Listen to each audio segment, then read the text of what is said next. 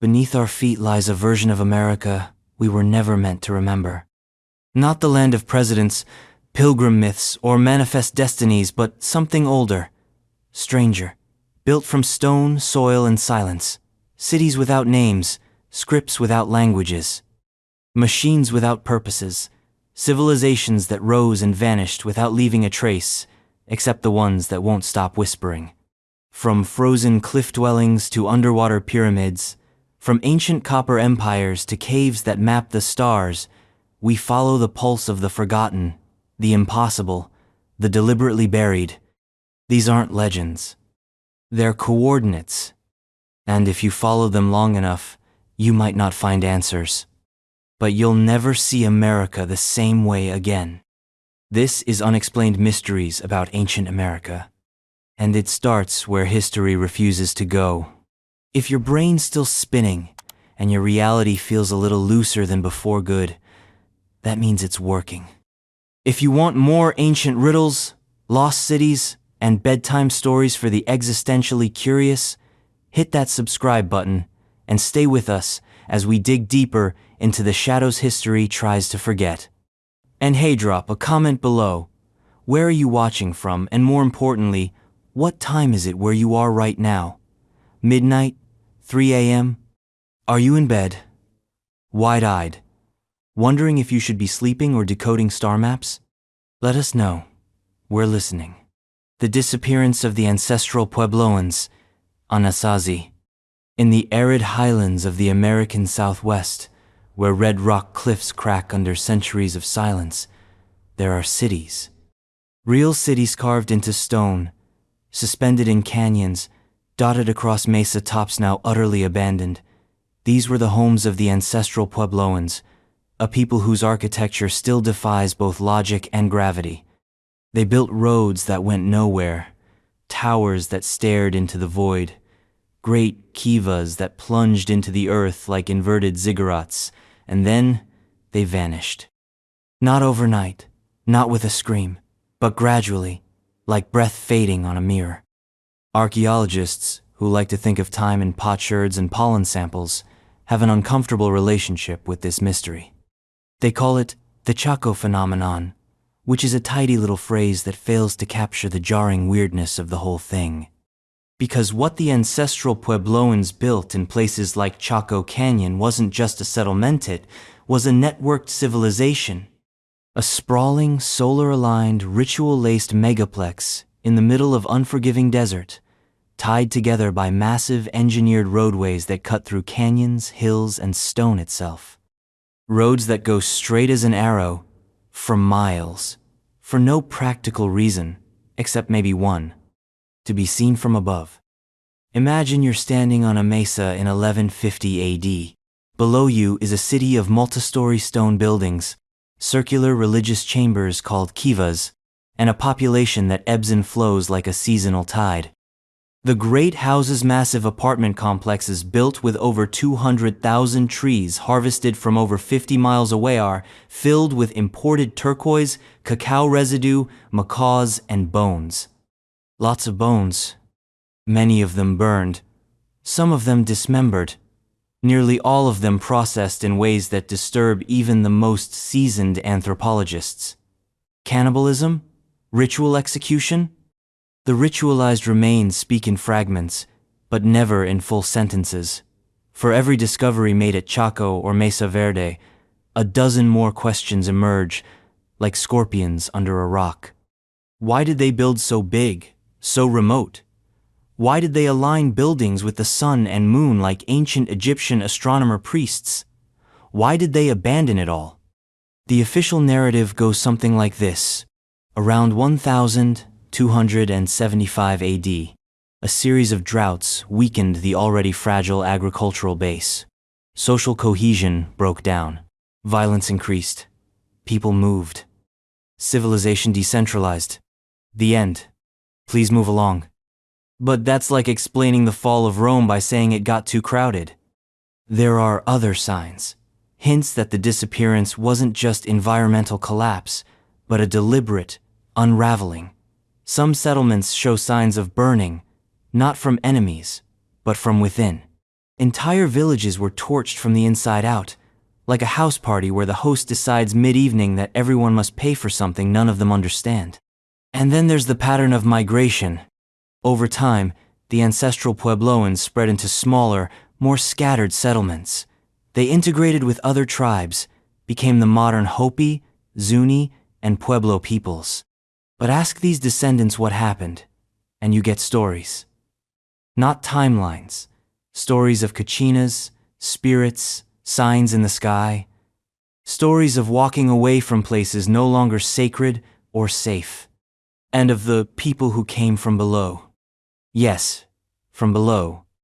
In Hopi oral tradition, there is a recurring theme: the ant people, benevolent beings who lived underground and helped humanity survive the last great catastrophe by sheltering them beneath the earth. Sound like a creation myth? Sure, but it also eerily echoes the archaeological reality. The ancestral Puebloans were obsessed with the underground. Their kivas were spiritual wombs, dark, circular chambers accessed by ladders through the roof, symbolizing emergence from a previous world. That world, according to Hopi lore, ended in fire and chaos. Some have speculated quietly, because academia doesn't like ghosts, that the abandonment wasn't just practical, it was spiritual. A collapse in the metaphysical contract that had held the society together. Maybe the stars no longer aligned. Maybe the gods stopped answering. Maybe the people saw something comet, eclipse, something unexplainable that shattered their cosmological GPS. Or maybe the people weren't entirely human in the first place. Cue the fringe theories. From extraterrestrial contact to lost civilizations, the Southwest has long been a petri dish for speculative archaeology, not without reason. The Nazca lines in Peru get all the alien runway attention, but the Chicoan roads? They're just as strange. They serve no economic or military purpose. They don't follow topography. They're built as if someone or something needed direct, linear access across vast distances from above. We don't have to go full ancient aliens here. But it's worth noting, whoever built Chaco Canyon had knowledge of astronomy, geometry, logistics, and architectural engineering that, according to traditional anthropological models, they weren't supposed to have. At least not in this hemisphere. Not at this time. But here's the twist. Maybe the real mystery isn't why they vanished. Maybe it's why they stayed so long. Consider the landscape. Chaco is hellishly remote, with little water, harsh winters, and blistering summers. It's not the kind of place anyone would choose to settle unless something bigger than survival was on the line. And that's the uncomfortable suggestion at the heart of this mystery. What if the ancestral Puebloans weren't just living? They were watching, guarding, performing. Their cities weren't just homes. They were stage sets, ritual complexes, cosmic alignment centers. They lived not for themselves, but for the gods, the stars, or perhaps the memory of a trauma so ancient it had calcified into architecture. And when the ritual no longer worked, they left. They didn't collapse, they evacuated. They sealed the doors, they broke the pots, they walked away en masse without looking back. And the desert swallowed their silence. Today, tourists walk through Mesa Verde and snap photos of the cliff dwellings, blissfully unaware that the structures they admire were likely built during a time of increasing fear, defensive architecture, cliffside relocation, ritual intensification. These are the signs not of a thriving culture, but a culture preparing for something. Something that never arrived, or something that came and left no witnesses. But the story doesn't end with footprints in the sand and cliffside echoes. Because 700 years later, and 3,000 miles away, another civilization would build another impossible structure for another unknowable reason. A coiled earthwork serpent, too large to see except from the sky, perfectly aligned with the solstices, buried in the hills of Ohio. And this time, it wasn't carved in stone. It was shaped in soil, curved like a question mark or a warning. The Serpent Mound of Ohio. There's a moment, when you first see it from above, where your brain refuses to cooperate. It looks like a snake. A really big snake.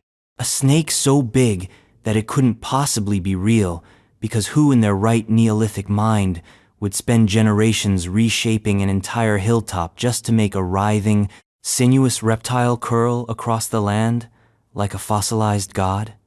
And yet, in the quiet countryside of Adams County, Ohio, the Great Serpent Mound coils silently across the ridge linea.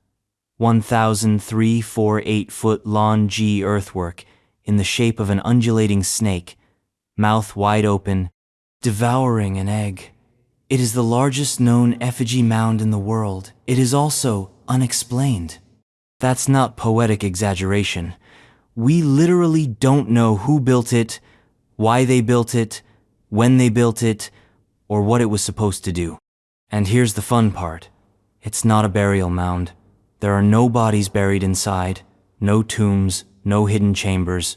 It was never meant to hold any except meaning. And that might be even creepier. Let's start with what we do know. The mound sits atop a high ridge that itself overlays a rare geological anomalia crypto-explosion structure, possibly an ancient meteorite impact site. The soil here is magnetically anomalous. The bedrock is fractured. Trees grow in weird shapes. Compasses spin.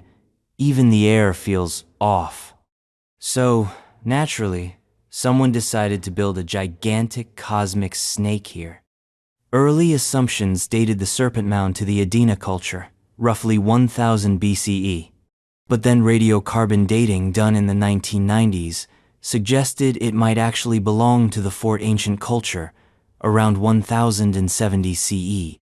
Then again, more recent reevaluations of nearby artifacts say, hey, maybe it was the Adena after all. Or maybe both, maybe neither. Science, meet shrug.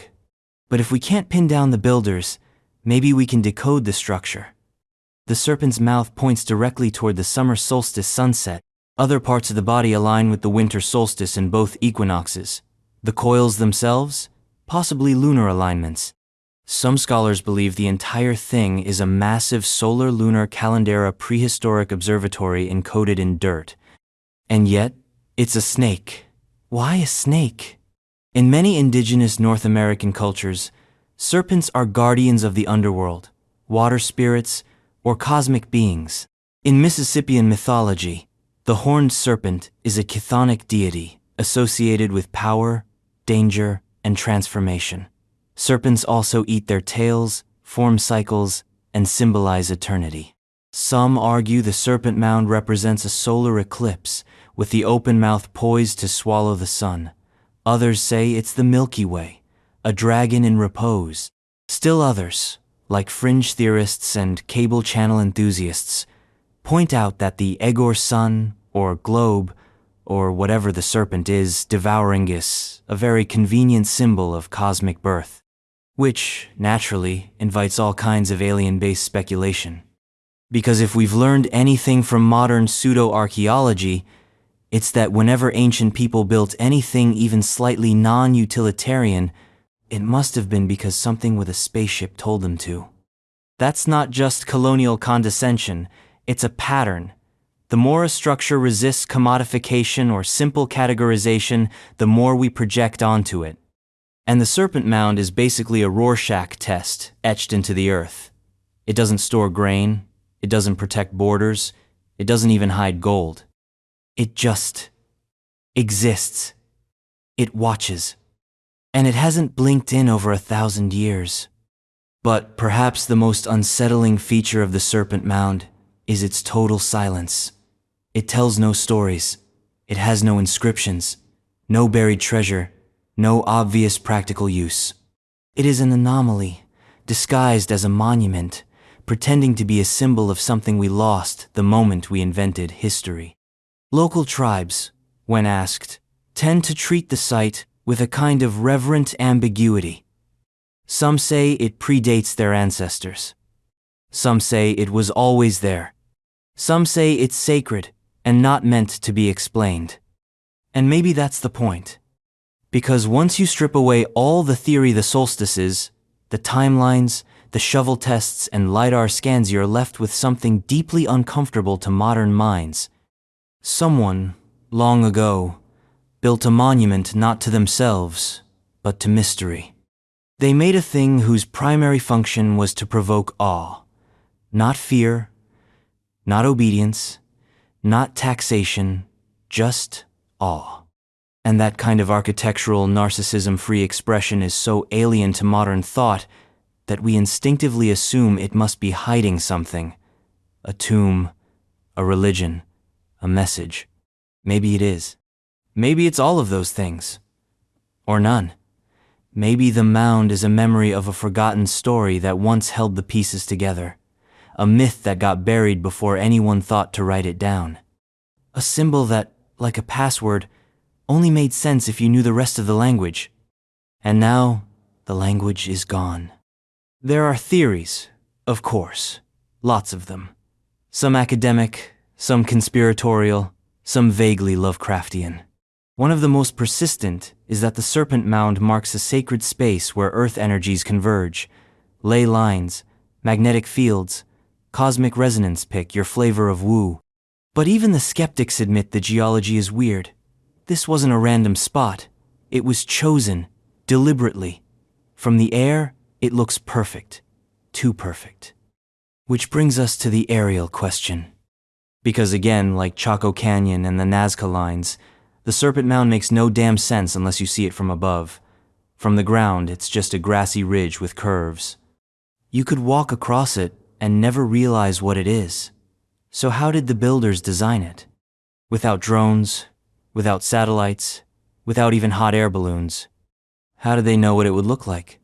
Some argue they could have used high wooden scaffolding or shaped it over decades with careful pacing and rope techniques.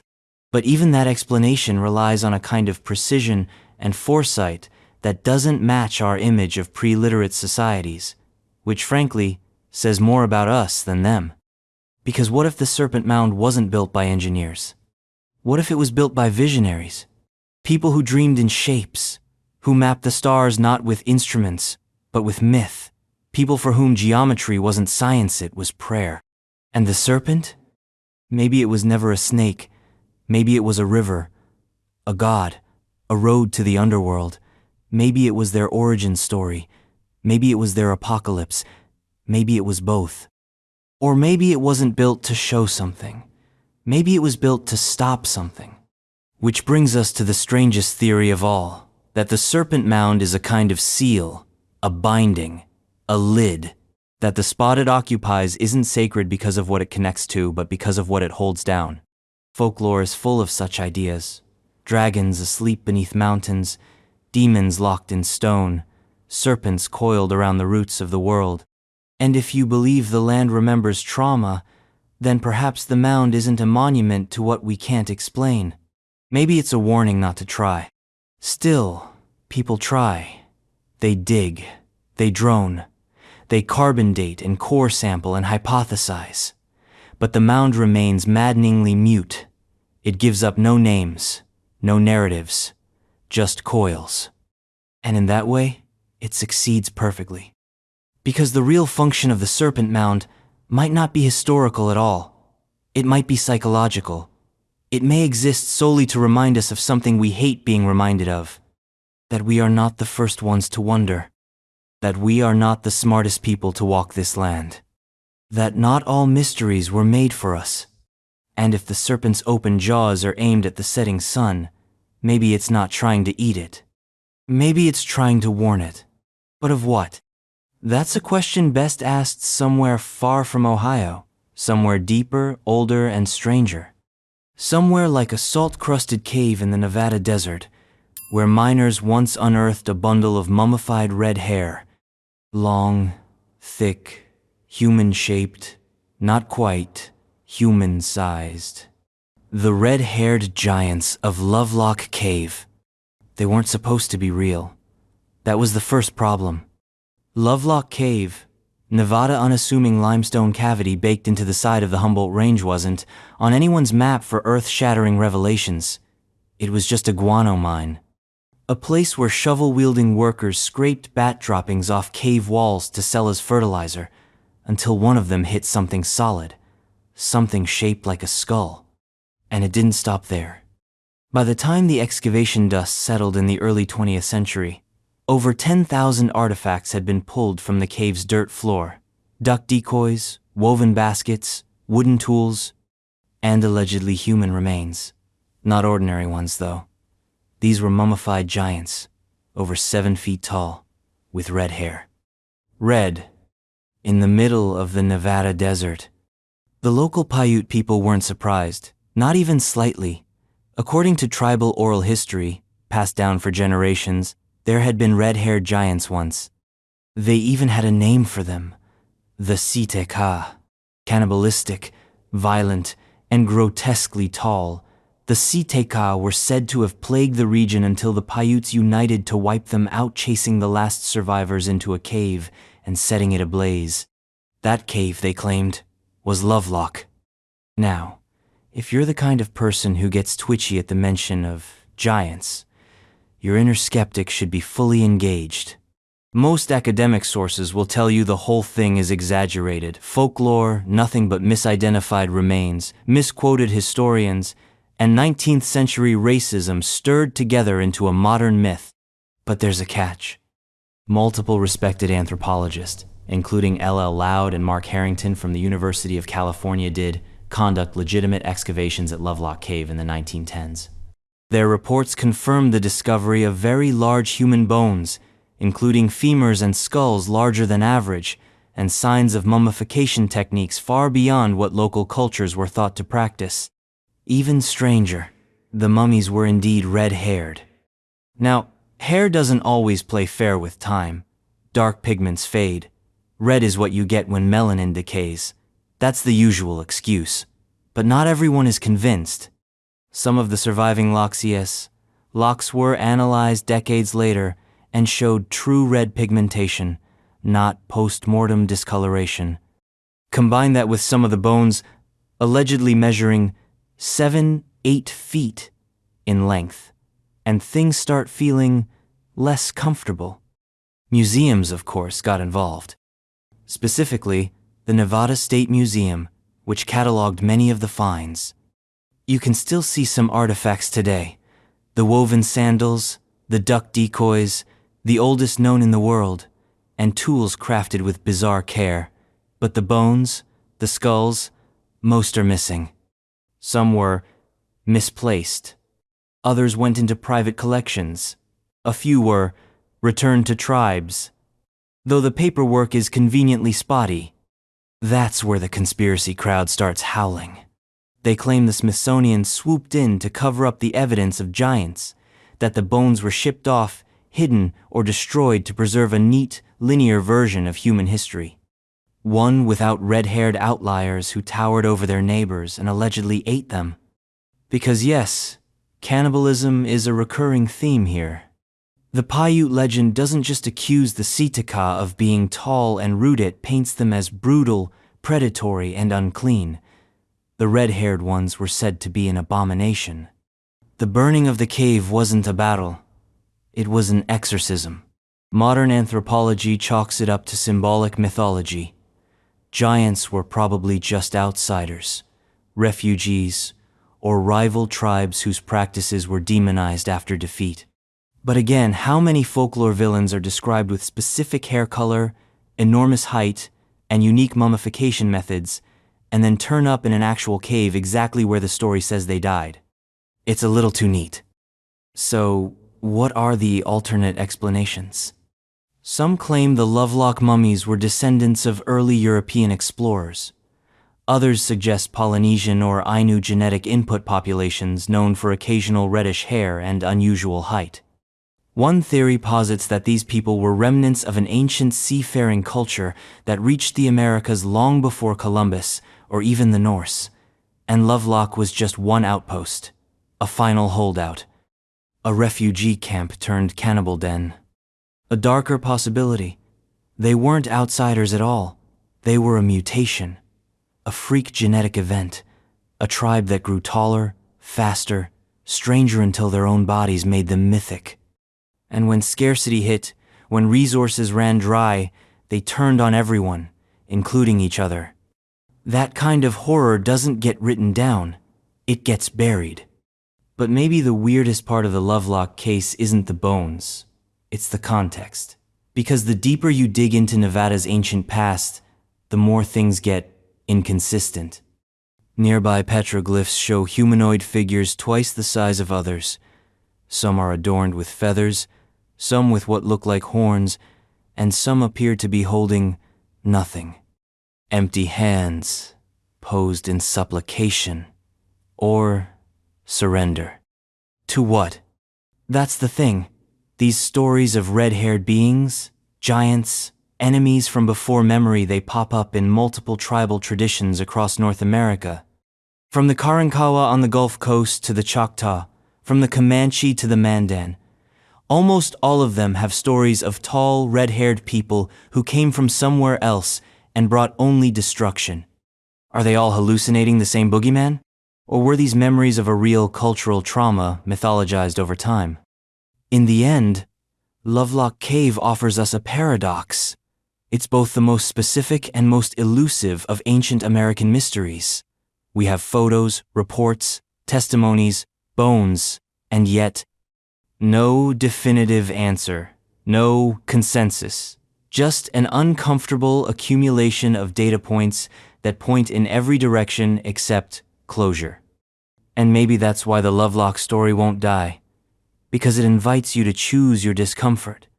Do you believe that early Americans coexisted with a race of cannibalistic giants and exterminated them?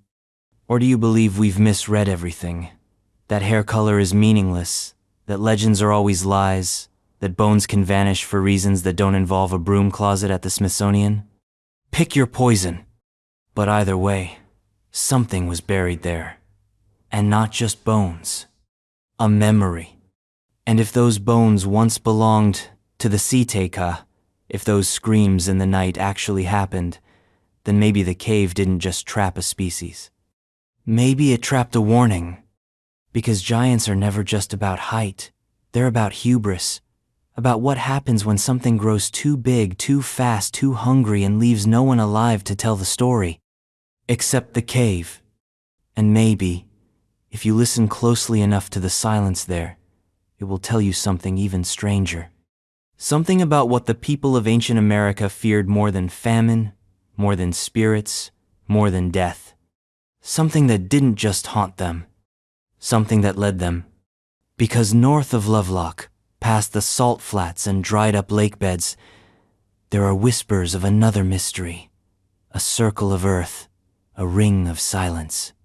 A place where ancient people built perfect geometry into the soiland, then walked away, as if they were waiting for something to return.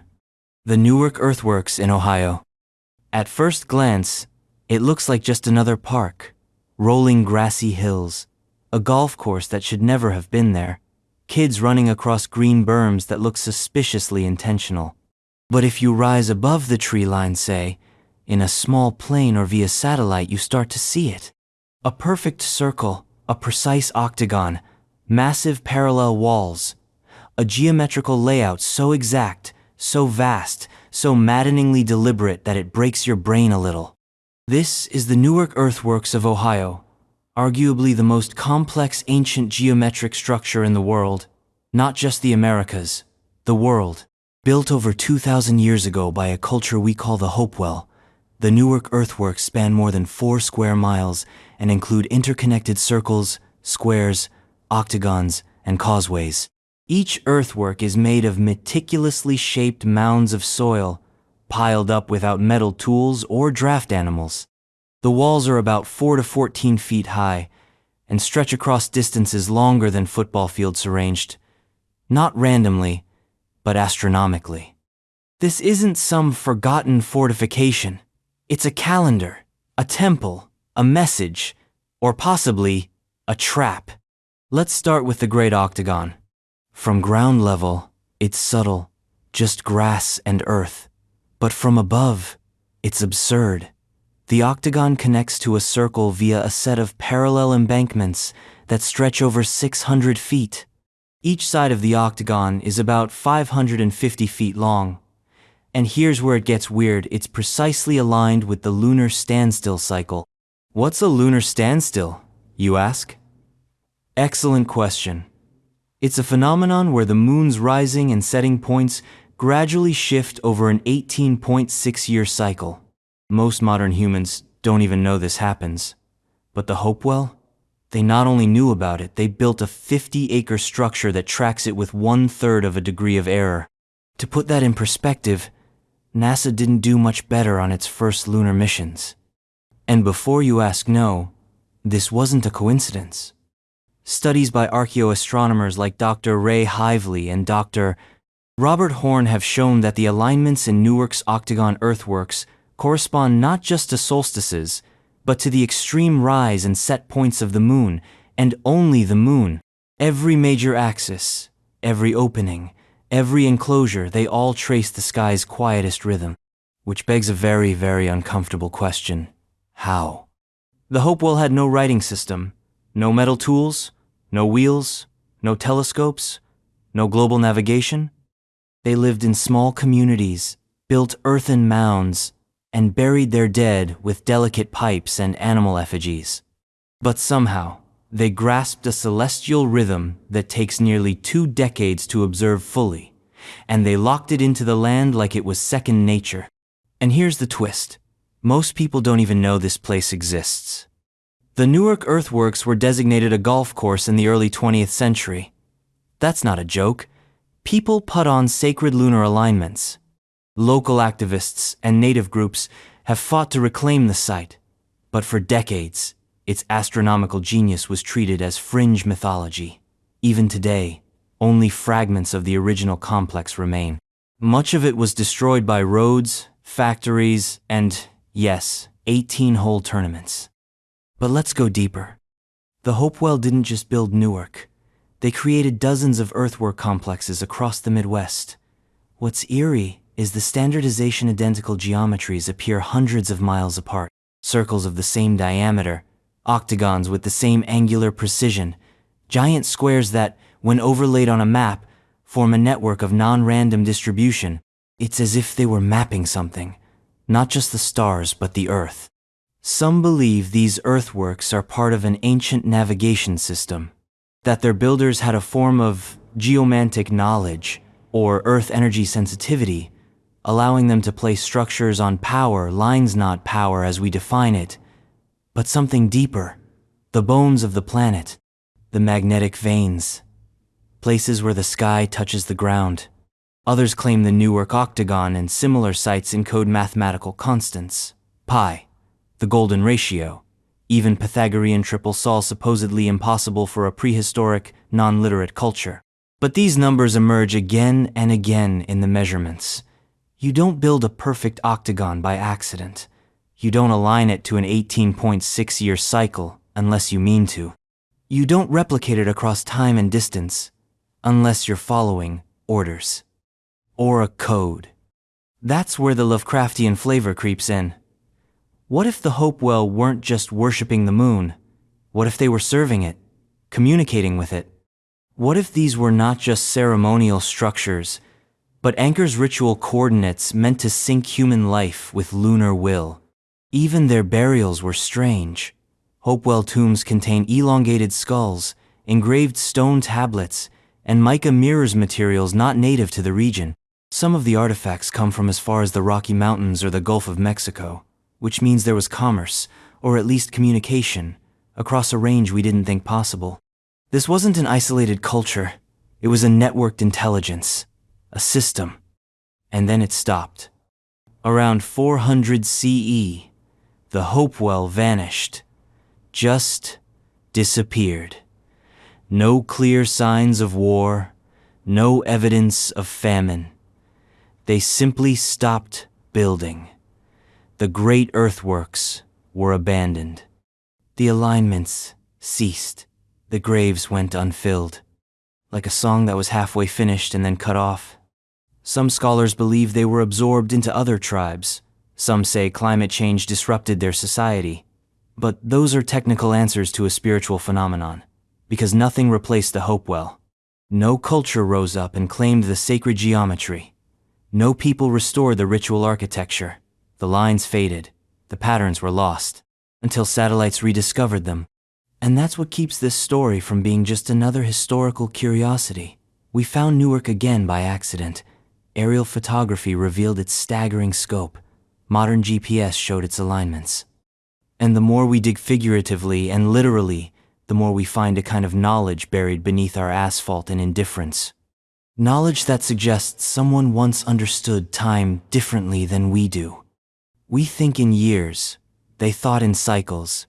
We think in progress, they thought in repetition. And they carved that belief into the flesh of the continent, with such precision that it took 2 millennia for us to realize they'd outmathed us. So what were they tracking? The moon? Or something that rides with it? Because there's a question no one likes to ask. What happens when the moon stops rising where it should? What happens when the cycles shift not because the earth moves, but because something up there changes? Maybe the Hopewell saw something. Maybe they built their octagons not as observatories, but as warnings, calendars to mark a return, shapes to remind the land that it had been claimed once before. Or perhaps it was more personal. Maybe they aligned the ground to the heavens because they were trying to anchor themselves, to stay rooted in a world that had begun to drift away. But when that failed, when the alignments no longer worked, they left, just like the ancestral Puebloans, just like the builders of the Serpent Mount. And now, we walk across their echoes, we tee off over their math, we laugh at their simplicity, while completely failing to recreate it. Because the truth is, we don't really understand what they did. We just know it meant something.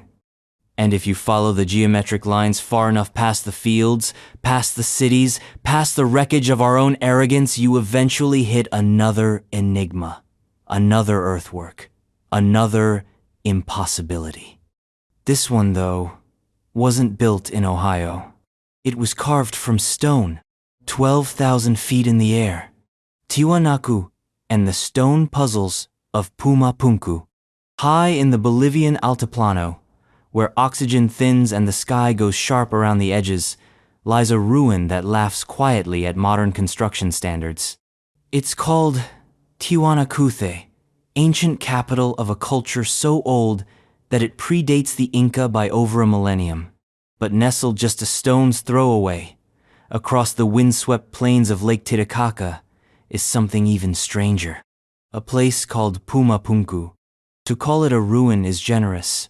It looks more like the aftermath of a forgotten explosiongent megalithic blocks scattered like God got angry during a Jenga game. Stone slabs weighing up to 130 tons lie broken and overturned, some cracked with surgical precision, others sliced into geometric puzzles so precise that modern engineers tend to squint, pause, and then politely change the subject. The whole site is an architectural insult to linear timelines. The precision of the stonework at Pumapunku is inconvenient. Blocks of andesite and diorite, both harder than steel, have been cut with perfect 90-degree angles, intricate interlocking designs, and holes so precise they might as well have been laser drilled. The H blocks, as they're called, are nearly identical and could be snapped together like oversized Lego bricks if they weren't shattered and buried under centuries of indifference. And all of this was done, allegedly, with stone tools. Sure, let's go with that. Mainstream archaeologists will tell you that the Tiwanaku culture flourished between 500 and 1000 CE, that the site was a religious complex, that the stones were transported using ropes, sleds, and lots of people, and that, yes, it's impressive, but not unexplainable. Except that it is. Because the nearest quarry is over 10 miles away, the heaviest stone some topping 100 tonshad to be hauled uphill across rugged terrain, with no evidence of wheels or pack animals. Even if you buy the brute force explanation, there's still the issue of how they were cut. Andesite is one of the hardest rocks on Earth, registering about 7 on the Mohs scale, harder than most modern chisels. So how did ancient builders achieve mere flat faces, drill holes, and micrometer-level cuts without iron tools? Some say copper chisels and sand. Others just stop talking. And that's before we get to the math. The layout of Pumapunku shows evidence of modular construction. The repeating H-blocks and stone sockets weren't just decorative, they were standardized, suggesting a blueprint. Someone, long ago, had a plan, a design system, possibly a form of prefabrication, the kind of thing you don't see until the Industrial Revolution. Or apparently, in the Bolivian highlands around the same time Europe was still burning witches. So here's the million-ton question. Who built Pumapunku? The Tiwanaku are the official answer, but their own descendants seem unconvinced. Aymara legends speak of Viracocha, the bearded creator god, who emerged from Lake Titicaca after a great flood and taught humans how to build, farm, and live. Viracocha is always described as pale-skinned, tall, and not particularly local, divine visitor who arrived when the world was chaos, created order, and then disappeared. But not before leaving behind evidence. Sound familiar? It should. Similar stories echo across Mesoamerica, the feathered serpent Quetzalcoatl, the light-skinned civilizer. In North America, legends of the ant people helping humans escape disaster underground. And here, on the Altiplano, a god who builds cities out of stone vanishes into the clouds and leaves a ruin that defies physics. It's almost as if the mythologies are remembering something. Or someone. Of course, we're not supposed to say that out loud. Suggesting that ancient people had access to advanced knowledge is considered archaeological blasphemy. It reeks of ancient aliens territory and, let's be clear, most of that stuff is narrative junk food. Entertaining, but nutritionally bankrupt. Still, when you're staring at a 130-ton stone block that was precision cut and moved across a salt flat with no trees, no animals, and no wheel, your options start narrowing. Was it forgotten technology? Was it some extinct method of high-altitude engineering? Or was it something older than the Tiwanaku entirely? That's the real kicker. Recent geological surveys and radiocarbon dating of nearby organic materials suggest parts of the site might date back far earlier than 500 CE, possibly as far back as 15,000 years ago. That's pre-agriculture, pre-writing, pre-everything. If true, it means Pumapunku isn't just impressive. It's impossible. Because in our official history, there weren't supposed to be any advanced stoneworking cultures at that time. Humans were still in small bands, maybe figuring out farming, maybe just making better spears. They weren't supposed to be carving interlocking andesite megaliths at 12,000 feet above sea level. And yet, here it is. Broken, scattered, forgotten. It's almost poetic. The most advanced construction in the Andes left in the most chaotic state, like a book torn apart mid-sentence. Like someone or something deliberately tried to erase it. Or maybe it was destroyed by a cataclysm, flood, earthquake, something big enough to end an era. That's what the Inca believed. That Tiwanaku was built by the gods and shattered by the end of the last age. Maybe they were right. Because the timing aligns eerily with the Younger Dryas Eventa's sudden global cooling that started around 12,800 years ago. Possibly triggered by a comet impact, massive floods, instant freeze, sea levels rising and falling, civilization if it existed erased like chalk under rain, and yet Pumapunku stands. Broken, but undeniable. A ruin that remembers more than it should. Which leads to one last, uncomfortable possibility. What if we're not looking at a beginning? What if we're looking at a relic? A remnant of a previous cycle, a version of humanity that rose, built, reached for the starser, perhaps the moon, and fell. And all that's left is a jigsaw puzzle of impossible stone, waiting for a civilization advanced enough, or humble enough, to listen. Because here's what's really disturbing about Pumapunku. It wasn't built for us. Its geometry, its precision, its sheer arrogance, they're not invitations. They're remnants of a forgotten logic, a stone language whose speakers are long gone. And when we try to decode it with our calculators and laser levels, we're just tourists in a dead cathedral, mispronouncing prayers we don't understand. But the ruin doesn't care. It waits, and if you follow the line of stones east, across the Altiplano and beyond the Andes, you eventually find a culture that took a different approach. A people who carved their gods not into mountains, but into faces, colossal faces, stone helmets, silent watchers, waiting perhaps for the same thing, or watching for what's still to come. The Olmec colossal heads. Imagine standing in a tropical jungle, machete in hand, sweat rolling down your back. You've been hiking for hours. Everything is alive and buzzing, thick with vines, humming with heat, and then, inexplicably, the trees part, the light shifts, and staring back at you from the underbrush is a massive stone face. Broad nose, full lips, helmeted head, eyes like extinct suns. It's not a statue, not exactly. It's a head, with no body. A head the size of a car, weighing 10 to 40 tons, depending on the specimen, carved out of solid basalt. And no one, not a single expert, historian, or mystic knows exactly who they are, why they were made, or how they got here. There are 17 of them, scattered across sites like San Lorenzo, La Venta, and Tres Zapotes in southern Mexico. The Olmec colossal heads are among the most haunting artifacts in the ancient Americas. Each one is unique. Each one is oversized, and each one raises 1,000 uncomfortable questions. Let's start with the basic. The Olmec civilization, if we can even call it, that flourished in Mesoamerica between 1,600 and 400 BCE, long before the Maya, long before the Aztecs. They are sometimes called the mother culture of Central America, as if they quietly gave birth to later empires, then disappeared into the jungle like a guilty secret. But the Olmecs didn't write much down. No epic poems, no carved Rosetta Stones, just symbols, art, ruins, and faces, these heads. Their craftsmanship is immaculate. Each head is carved from basalt boulders transported from the Tuxtla Mountains some 50 miles away through rainforest, across swamps, over rivers. And again, this was a pre-wheel, pre-metal society.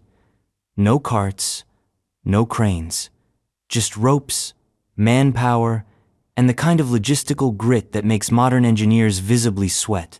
The heads were likely carved on site, which means these massive boulders were dragged in raw form over impossible terrain and then sculpted with stone tools and obsidian blades. Some were buried intentionally. Others were mutilated or decapitated, as if they fell out of political favor, or perhaps as part of some ritual one will never understand. Their features, unmistakably individual, some scowling, others serene. Many wear what look like helmet-ornate headgear with straps, emblems, and pads, as if they were players in a sport no one remembers, or soldiers from a forgotten war. Who were they? The scholarly consensus is that they were likely depictions of Olmec rulers, portraits of kings, power immortalized in stone. But that's a guess. We don't have names. We don't have matching graves. And their expression, their scale feels almost too mythic. They're not realistic in the photographic sense. They're archetypal. They look like gods or warnings. And here's where things get even stranger. The heads are stylistically consistent, but culturally out of sync. They don't quite match what comes before or after. Their design isn't echoed in later Maya or Aztec sculpture. They are isolated events, a burst of stone carving genius that appears, achieves monumental perfection, and vanishes. This has, predictably, led to theories. Lots of them. Some have claimed the heads resemble Africans, pointing to their broad features, flat noses, and full lips. This birthed fringe theories about ancient transatlantic contact, long before Columbus, that the Olmec elite were somehow influenced by or descended from voyagers from Africa. Others have leaned into pseudo-Egyptian fantasies, pointing out supposed similarities in dress, art, or cosmology. Mainstream scholars roll their eyes, and perhaps rightly so, but none of them can answer this. Why heads? Why not full statues? Why no torsos? Why are these things, scattered across a humid landscape, so focused on the face? The Olmec were fascinated with transformation. Much of their smaller artwork depicts humans merging with jaguars, serpents, or bird beings. Shamans mid-transformation, gods with split faces. Duality was everything. The colossal heads, in contrast, are resolutely human, grounded, heavy, anchored in the earth. Maybe that's what they were meant to be, anchors, earthly presences of rulers who became divine. Or maybe they weren't meant to be seen at all. Remember, many of them were buried, deliberately, covered in earth, hidden from view, not destroyed, just put to sleep. That's not typical behavior for ego-driven monuments. It suggests something else, a ritual cycle. Perhaps the heads were used in ceremonies of memory, then buried when the reign ended, or when the ritual concluded, or darker still, when the contract expired. Because if you dig into Olmec mythology, or rather, the fragments of myth inherited by their cultural descendants, you start to hear stories of sky gods, beings from the stars, or creatures that taught humans the arts of civilization, then vanished.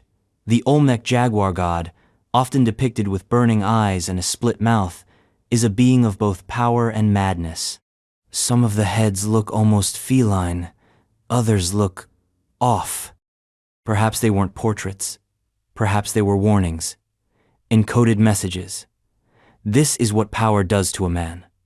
Or, this is what he became. Or, this is who watches you when you're not looking. And always, the heads face outward, rarely inward, never at each other. Like guards, or exiles.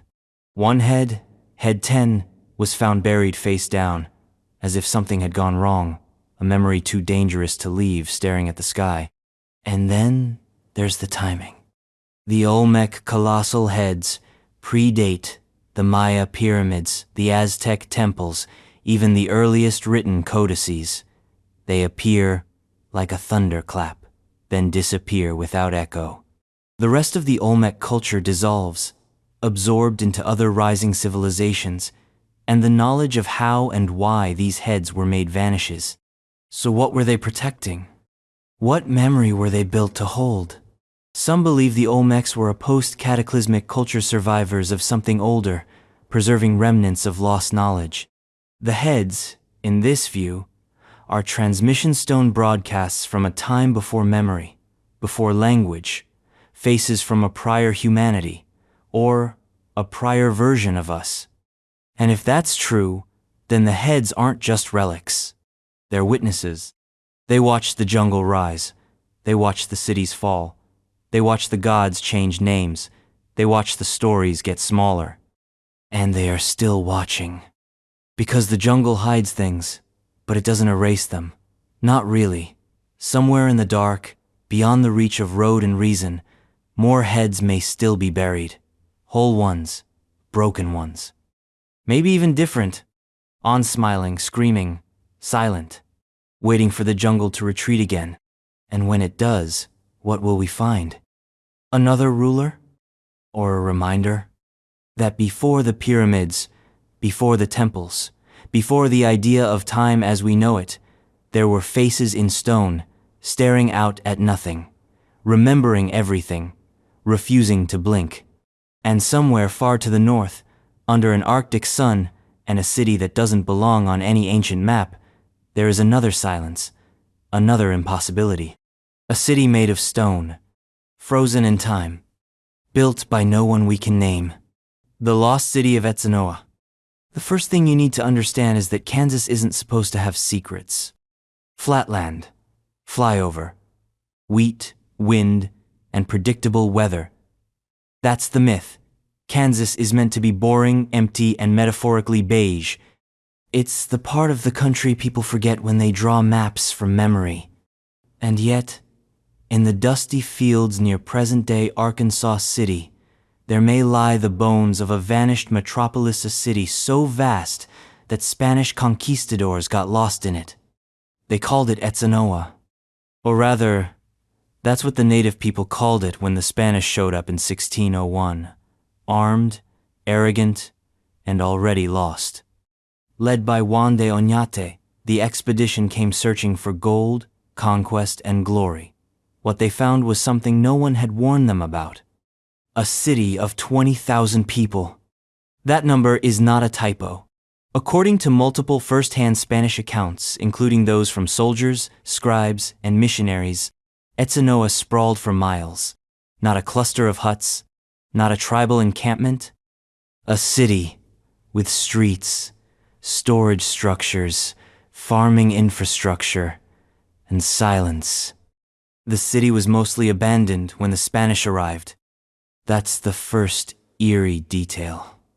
The native Wichita people who lived there had apparently evacuated just before the conquistadors reached the outskirts. It wasn't an attack. There were no signs of struggle, no fire, just absence. And it wasn't the first time the city had ghosted visitors. Francisco Vázquez de Coronado's earlier expedition in the 1540s also described great cities on the plains somewhere between myth and mirage. He was mocked for it, called gullible, said to be chasing golden windmills. But Oñate's 1,601 reports confirmed the same story decades later. A massive indigenous city, complete with organized agriculture and thousands of citizens who knew how to vanish on cue. For centuries, Etzanoa was dismissed as exaggeration, a colonial tall tale, a misreading of scale, a misunderstanding of nomadic cultures, because again, Kansas wasn't supposed to have cities. That contradicted everything white settlers wanted to believe about savages and empty land. So the city disappeared again, this time from the historical record, until recently.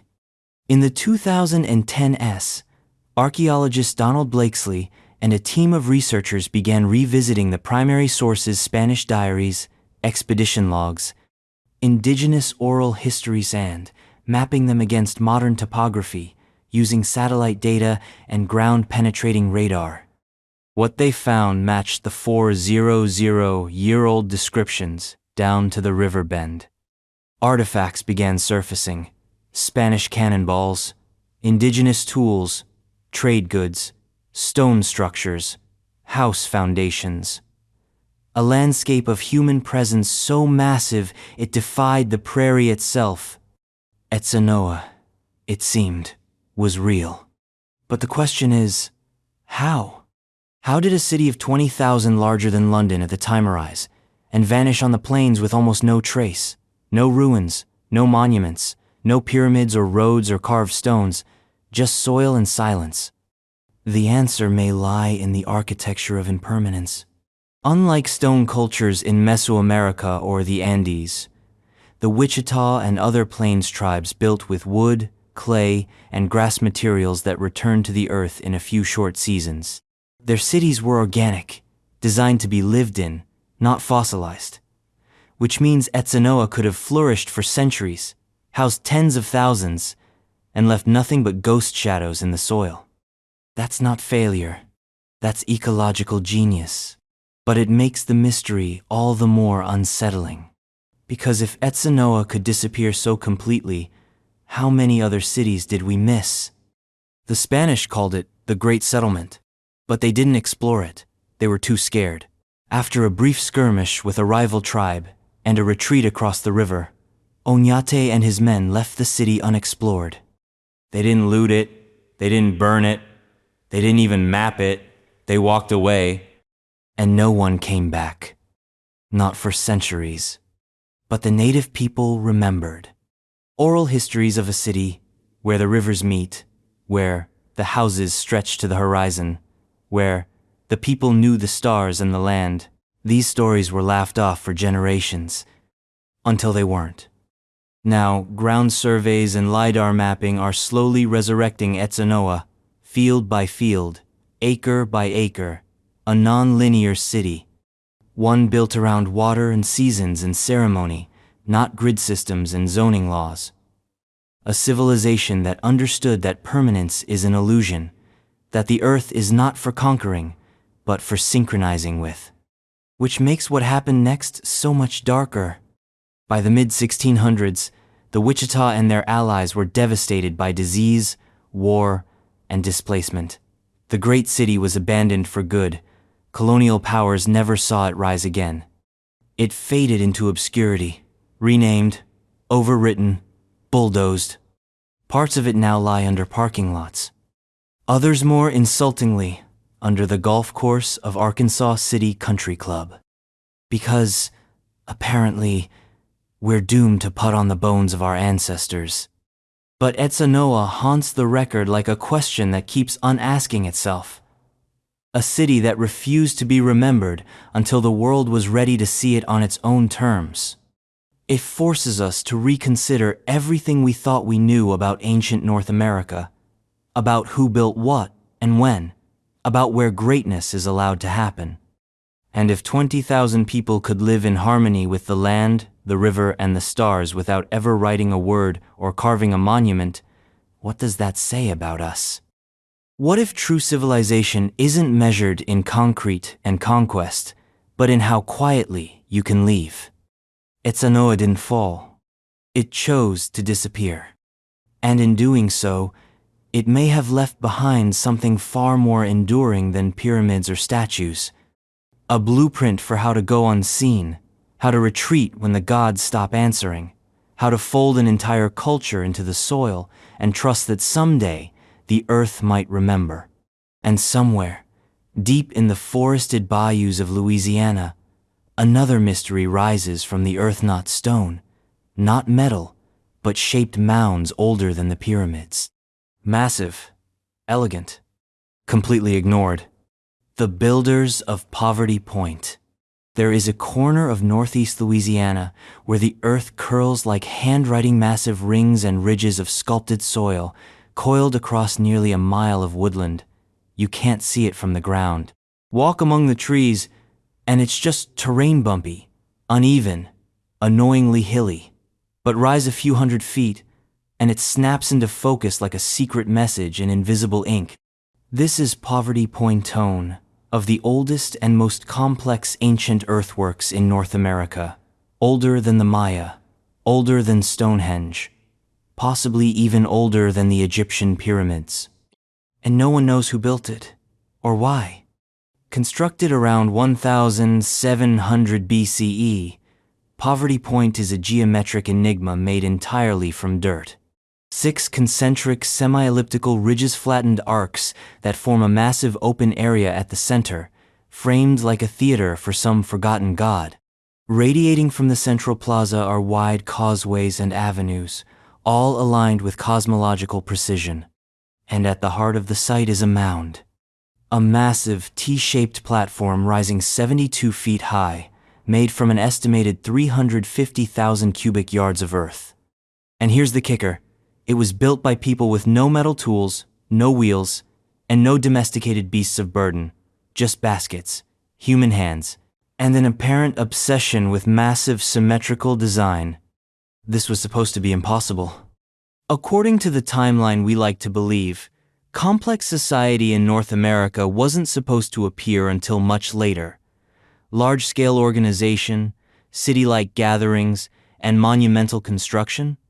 That was a Mesoamerican thing. That was Central America, not the swampy, mosquito-infested woodlands of ancient Louisiana. And yet, here it is. The builders of Poverty Point weren't farmers, they were hunter-gatherers, nomadic, or at least semi-nomadic, which makes the whole thing even weirder. Monumental architecture is supposed to follow agriculture. You settle down, you grow food, you get religion, you build monuments to keep the gods interested. But the Poverty Point people skipped a step. They built like city-states but lived like foragers. They moved with the seasons. They hunted, fished, gathered nuts and berry sand, still found time to coordinate multi-generational construction projects involving millions of man-hours of labor. Why? That's the $1,000,000 question. One theory says the site was ceremonial pilgrimage center, where people came to trade, feast, and honor the cosmos. Supporting this are the thousands of artifacts found there: cooking balls, jasper figurines, carved stone beads, and tools made of materials from as far away as the Great Lakes and the Appalachians. In other words, a trade hub. But not just any trade hub, a sacred one. A ritual economy where commerce and cosmology blurred together. You didn't just buy things, you aligned yourself with the universe.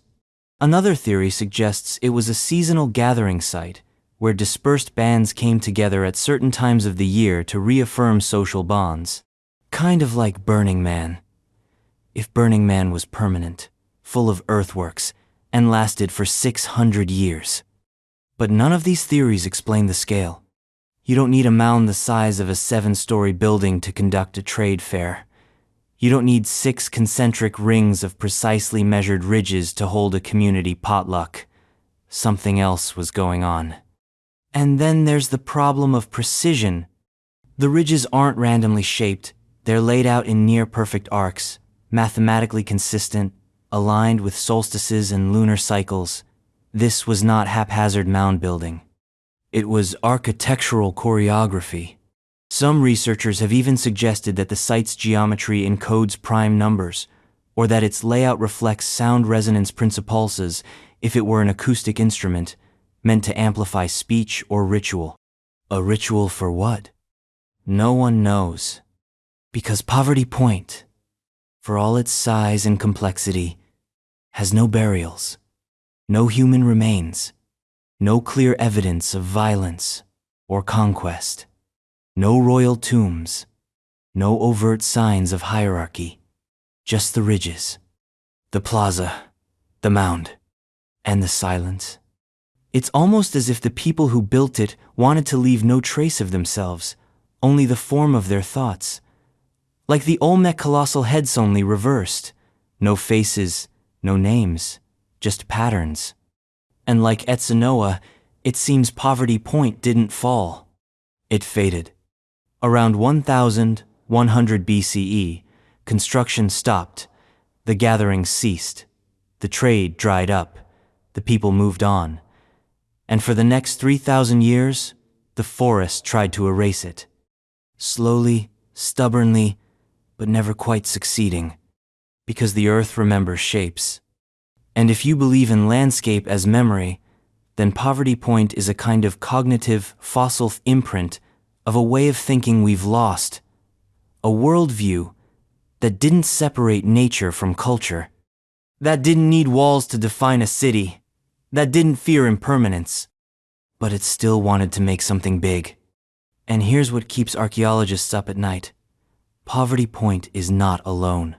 Across the eastern woodlands, from Louisiana to Ohio to Florida, there are traces of similar structures: circular mounds, effigy shapes, earthworks that predate written language and hint at a network of knowledge, a silent infrastructure of myth and mathematics. What if the builders of Poverty Point weren't the outliers? What if they were just the best preserved node in an ancient North American system of sacred geometry? A system we forgot to look for, because it didn't leave behind gold or gods, only dirt.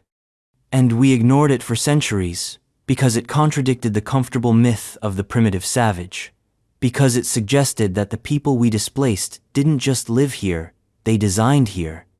Poverty Point isn't a mystery, because it's primitive. It's a mystery because it's precise. And every year, as new imaging technologies peel back the foliage and reveal more of what lies beneath our feet, the questions get harder to ignore. Who were these people? Where did they learn to think in arcs and cycles and lunar patterns? And why did they leave behind monuments to motion instead of permanence? The answers may be buried still, but the next clue doesn't lie in Louisiana.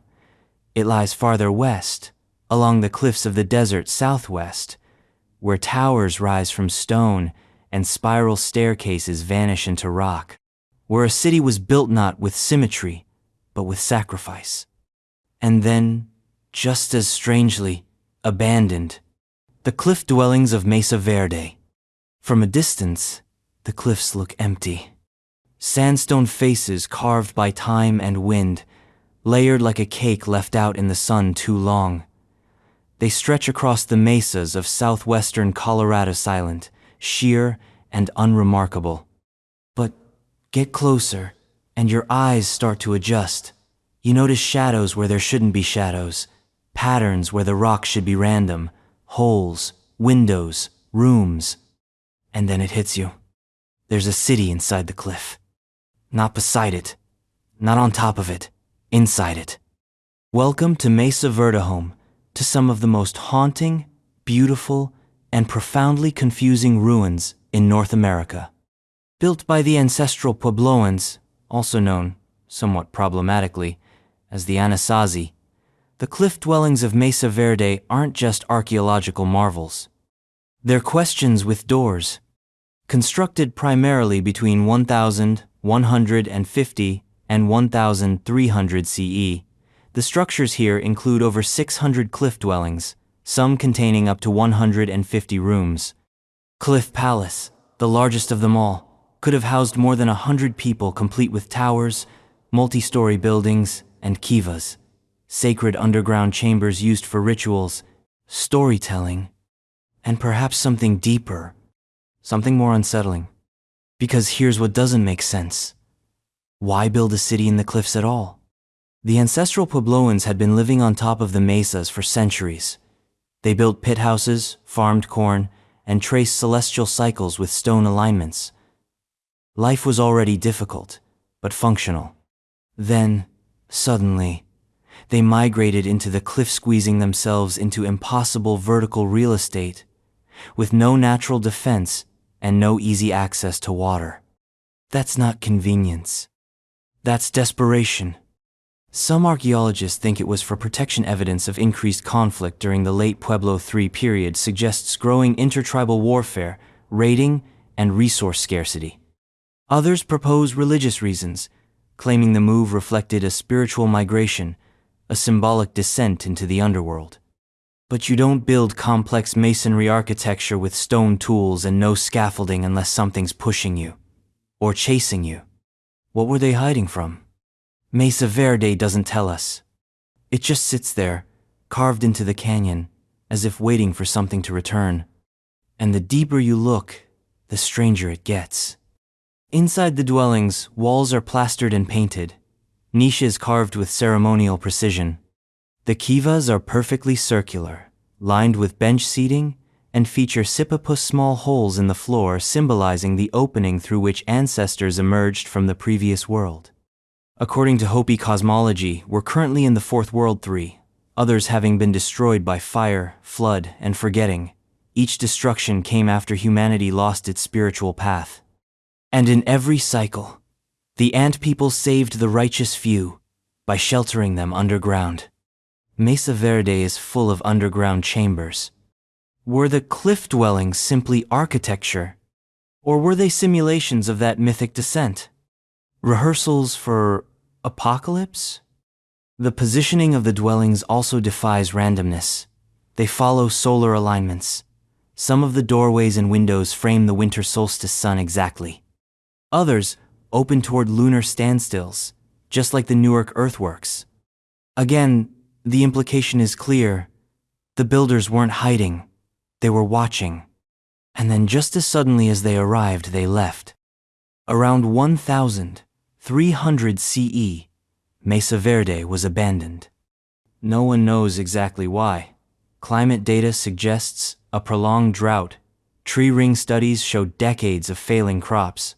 Some communities moved southeast into what is now New Mexico and Arizona. Others disappeared completely. But the exodus wasn't chaotic. It was systematic. Structures were sealed, pots were smashed intentionally. Ritual objects were buried or burned. It wasn't a flight, it was a closure. A curtain drop. Like the final scene of a play no one remembers the plot of. And what followed was silence. Centuries of it. The site was discovered by white settlers in the 19th century, who looted artifacts and theorized nonsense about lost white tribes and Egyptian colonies. Meanwhile, the modern Pueblo peoples Hopi, Zuni, and others kept their distance, speaking of the place in reverent tones, as sacred, as closed. The ancestors lived there, and then they were told to leave, not by conquerors, but by the land itself. Maybe Mesa Verde wasn't a city. Maybe it was a warning system, built not just to hide from enemies, but to watch the sky, to mark the moment the cycle shifted, the climate changed, the stars broke their patterns, the gods stopped speaking, or started whispering something else. Maybe the cliff dwellings weren't built to defend against physical threats, but metaphysical ones, portals, breaches, memories. The past was dangerous, the future more so.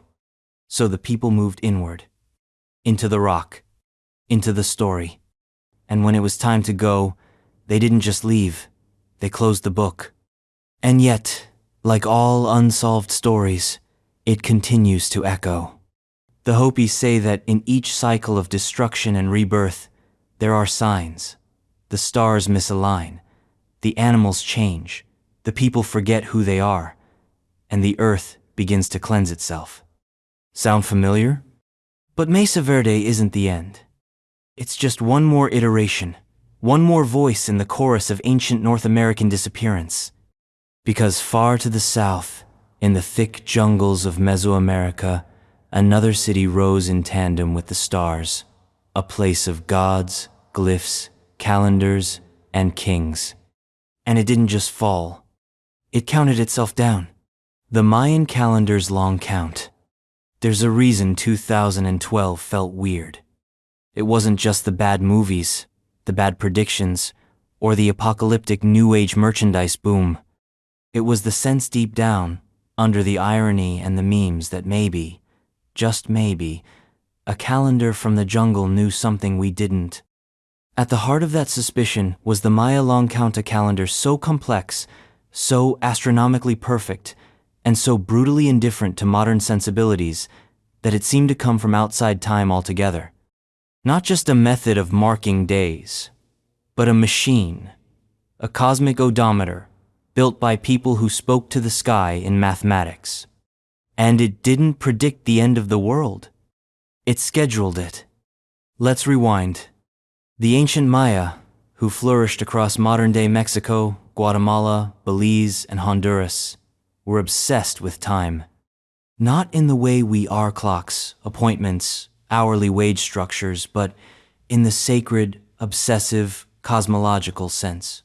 Time was not just linear, it was cyclical, architectural, alive. The universe was a clockwork beast, and the Maya were its librarians. The long count calendar is their masterpiece.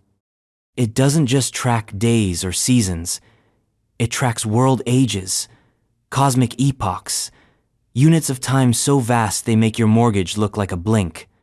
And at the center of this vast framework is a single, audacious claim that our current world began on the 11th of August, 3114 BCE. The Maya marked this as Day Zeroth, start of the current cycle, known as the fourth creation.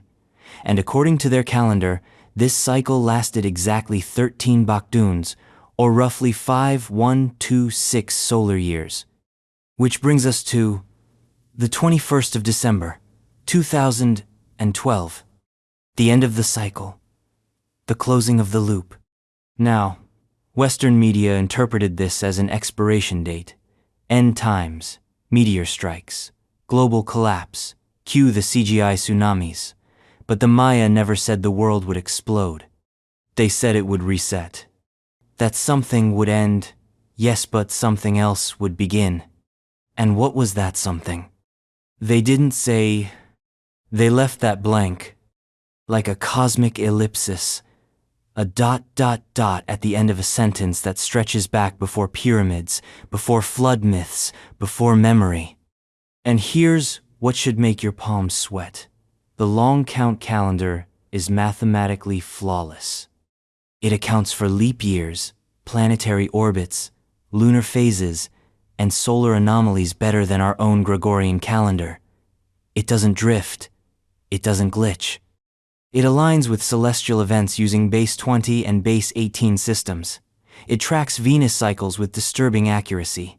It folds myth, astronomy, and mathematics into a single narrative structure. In other words, it's not just a calendar. It's a model of reality. But how did they know? How did a jungle civilization with no telescopes and no metal tools create a timekeeping system that makes NASA engineers go quiet? This is where the Maya get inconvenient. They weren't just architects and farmers. They were mathematical mystics, cosmic engineers. Their temples weren't just tombs or palaces. They were observatories. The Pyramid of El Castillo at Chichen Itza produces a shadow serpent during the equinox. The windows at Palenque align with the solar zenith. Every major city was built with astronomical intent. The stars told them where to live. The sky told them how to rule. Their codices, what little remains, are filled with calculations, star charts, eclipse data, and predictions. And what we've recovered so far suggests we've barely scratched the surface. The rest was burned by Spanish priests, who deemed the knowledge heretical, demonic, dangerous. They may have been right, because the deeper you go into Maya cosmology, the darker it gets. Their mythology is filled with cycles of destruction. The gods create the world, humans betray the gods, the world ends, repeat. Each cycle has its own symbols, its own catastrophes. In one, humans are turned into monkeys. In another, they're drowned in blood. In ours, the fourth world, we're made of corn, sacred, fragile, easily burned. And they believe the fifth world, the next cycle, would be born only through sacrifice. That's why their temples are soaked in history and blood. Ritual sacrifice wasn't just religion, it was maintenance, the price of keeping time running, of oiling the gears of the divine clock. And when the cycle ends, the sacrifice must be total. That was 2012. The end of the long count. The reset. Nothing exploded, but things did change. Culturally, geopolitically, psychologically. Social media went exponential. Political structures fractured. Ecological thresholds were crossed. If you squint hard enough, 2012 looks less like the end of the world and more like the end of the world as we knew it. As if the Maya weren't predicting a meteor, they were predicting a pattern break. And the pattern hasn't returned. So what now? The long count doesn't stop at 13 back tunes. It just rolls over, like a cosmic odometer clicking into a new sequence, a new cycle. But the meaning of that cycle the fifth world is left undefined. Some say it will be an era of rebirth. Others say chaos. The Maya left that part open-ended, intentionally. Maybe they didn't know what would happen. Or maybe they did. And they didn't want to ruin the twist. Because the Maya believed that history wasn't something that happened to people, it was something that happened through people. The calendar wasn't just a clock, it was a script. And every great civilization, every catastrophe, every miracle was part of a cosmic story, which makes us the punchline, or the setup. But here's the kicker. New discoveries keep pushing the story backward. Recently uncovered temples, buried inscriptions, and untouched jungle ruins suggest the Maya were even older than we thought, that the long count may have been adopted from an earlier civilization, now lost. A pre-Maya people, a culture that mapped time before writing existed. Time as religion, time as control. Which brings us back to the unsolved riddle. Where did the calendar come from? Because no other ancient culture on Earth created anything quite like it. Not Egypt, not Sumer, not China. The long count is unique, self-contained, perfect. And if it wasn't invented, then it was inherited. From who? No one knows. And that silence is deafening. Because if a civilization can build a cosmic machine out of jungle, stone, and corn, God, blood, and make it work better than our atomic clocks, maybe we need to stop asking when their world ended, and start asking if ours ever really began. But if you still think the Maya were the pinnacle, think again. Because deep in the Bolivian jungle, long buried under trees and time, lies a grid of earth and geometry that says otherwise. Not stone this time. Soil, shaped into symbols no one can read. The Amazon's geoglyph network. It begins with trees. Or rather, the absence of them. In the 1970s, as sections of the Amazon rainforest were cleared first for cattle, then for soy, then for reasons no one would quite admit, something unexpected emerged from the earth. Circles, squares, octagons, perfectly symmetrical shapes etched into the soil, each hundreds of feet wide, some shallow, some deep, all deliberate. They looked like ancient airfields, or ceremonial arenas, or coded messages to gods who'd stopped responding. They were geoglyphs, and there were thousands of them. Stretched across Acre State in western Brazil, bleeding into Bolivia and Peru, these massive geometric forms remained hidden for centuries under the forest canopy. Now, satellite imagery and drone surveys have uncovered over 450 confirmed site sand, that's just in the regions surveyed. The full count may run into the thousands, tangled in vines and denial. And here's the problem. They're not supposed to be there. For decades, the scientific consensus held that the Amazon was pristine wilderness, untouched by large-scale human civilization. The soil was too poor, the environment too hostile. Indigenous groups were small, scattered, transient, a place of tribes, not cities, of survival, not infrastructure. But the geoglyphs say otherwise. They were carved by moving thousands of tons of earth, forming precise ditches and embankments as wide as football fields and aligned with celestial and cardinal orientations. Many of them are interconnected by straight roads that cut through the jungle with mechanical defiance. Some are shaped like concentric rings, others like clovers, stars, serpents. It's as if someone was trying to communicate in geometry. The structures are dated to between 1000 BCE and 1000 CE, though some may be far older, and there's no evidence they were used for agriculture, or defense, or even housing. No stone foundations, no burial pits, just forms in earth. Which raises the obvious question. Why? What purpose do thousands of massive geometric earthworks serve in one of the most inhospitable environments on Earth?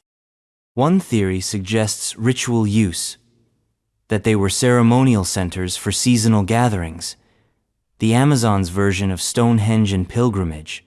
Another posits they were astronomical calendars, or giant drums of land meant to synchronize human activity with cosmic cycles. But here's where it gets unsettling. The geoglyphs aren't scattered randomly. They are spatially organized, following a grid, a non-obvious one, overlaid on elevation contours, water access points, and solar alignments. Not natural, not accidental. A system. And as researchers dug deeper literally, they began to uncover signs that the people who made these geoglyphs didn't just dig ditches, they engineered the soil itself. Enter terra preta, dark earth.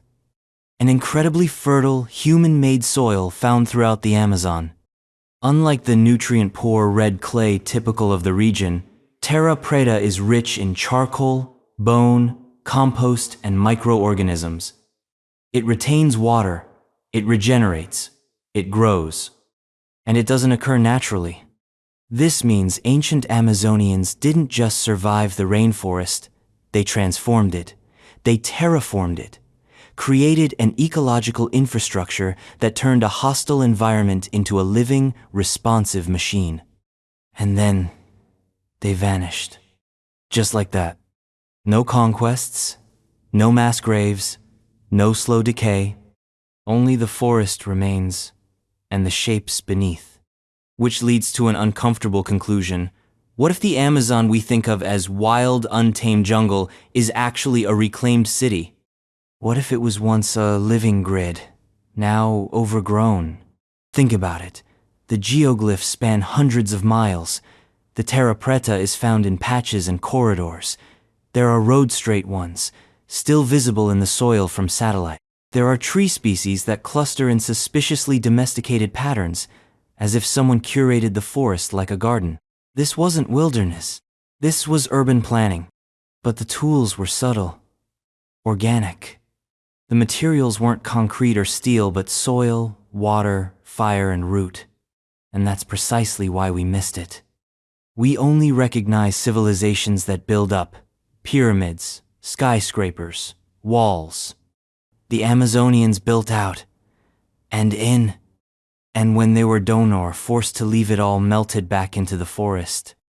So who were they? We don't know. No written records, no stele, no epic poems carved into stone, just patterns, carbon dating, and the eerie feeling that someone knew how to shape land like language. And then there's the real question: what happened to them? Some say disease, that post-contact pandemics wiped them out before Europeans ever saw them, that by the time conquistadors pushed into the jungle, the cities had already become ghost gardens. But others whisper older fears, that they disappeared before the first sails reached the shore, that they left on purpose. The geoglyphs, they say, weren't meant to impress. They were meant to signal, to mark, to contain. In Amazonian mythos that survived colonial erasure, there are stories of forest gods, sky beasts, beings from the river who rose when the stars turned red. There are tales of great floods and lights that walked. One legend speaks of a mouth in the earth that swallowed cities when the prayers stopped working. So maybe the geoglyphs weren't ceremonial at all. Maybe they were seals. Maybe they weren't built to show something. Maybe they were built to stop something. And now we're digging them up, disturbing alignments, clearing the jungle, breaking the patterns, unsealing the mouth. Because humans have a hard time leaving mysteries alone. And if the Amazon really was a city, then maybe those who built it didn't disappear. Maybe they just moved under, to wait, to rest, to return. But while the jungle breathes, the past remains camouflaged, almost, because just a few thousand miles to the north, another riddle waits in a less hospitable climate tone, frozen, isolated, and wrapped in myth. A city of stone and ice, built by no known culture, forgotten by history, but never quite lost. The stone ruins of Nan Madol, off the eastern shore of Pohnpei, a small island in the Federated States of Micronesia. The Pacific Ocean grows quiet. It's a deceptive quiet sunlight glinting on turquoise waters, palm trees swaying like they're in on a secret. But just beneath the surface, beneath the coral and the reef, there is something ancient, something heavy, something wrong. Stone ruins, massive ones, carved, stacked, placed with unfathomable precision, rising out of the sea in eerie symmetry. This is Nan Madola City, built on coral reefs, spread across nearly 100 artificial islets, all interconnected by a complex network of canals. Often called the Venice of the Pacific, Nan Madol is far less romantic and far more disturbing, because no one knows who built it, or how, or why. Let's talk materials. The city is made of basalt columns, dark, hexagonal pillars that can weigh up to 50 tons each, stacked horizontally and vertically in complex configurations. The structures form walls, tombs, platforms, and temples. The scale is astonishing. The outer walls of the main islet rise nearly 25 feet high and are 17 feet thick. The total weight of basalt used at Nan Madol is estimated to be 750,000 metric tons. And this was all done without cranes, without wheels, without draft animals. Just boats, ropes, and willpower. That's the story, anyway. But there's no quarry nearby. The nearest basalt source lies miles away, across dense jungle and mountainous terrain, which means the stonesome the size of Bushad to be transported overland and by sea, then hoisted onto coral foundations and fitted together with uncanny skill. No mortar, no margin for error. The logistics alone should have broken the builders. But they didn't. Which begs the question, who were they? Mainstream archaeology credits the Saudeleur dynasty, which supposedly began around 1100 CE and lasted until the early 1600s. They ruled the island through centralized theocratic authority, demanding tribute from the region's tribes and enforcing a rigid social order. But here's the twist. Even the Pohnpeians themselves say the Saudeleurs weren't the builders.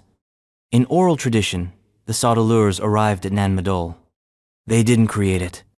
It was already there, constructed, according to legend, by two brother sorcerers from a distant land who used magic to fly the basalt columns through the air and stack them with supernatural strength.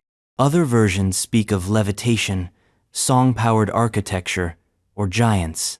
Modern ears hear myth, but modern eyes can't explain the math. Some of the islets are perfectly aligned to astronomical markers. Certain structures appear to track lunar standstills and equinox sunsets. The city is designed not just with function in mind, but with cosmic logical language of stone and star.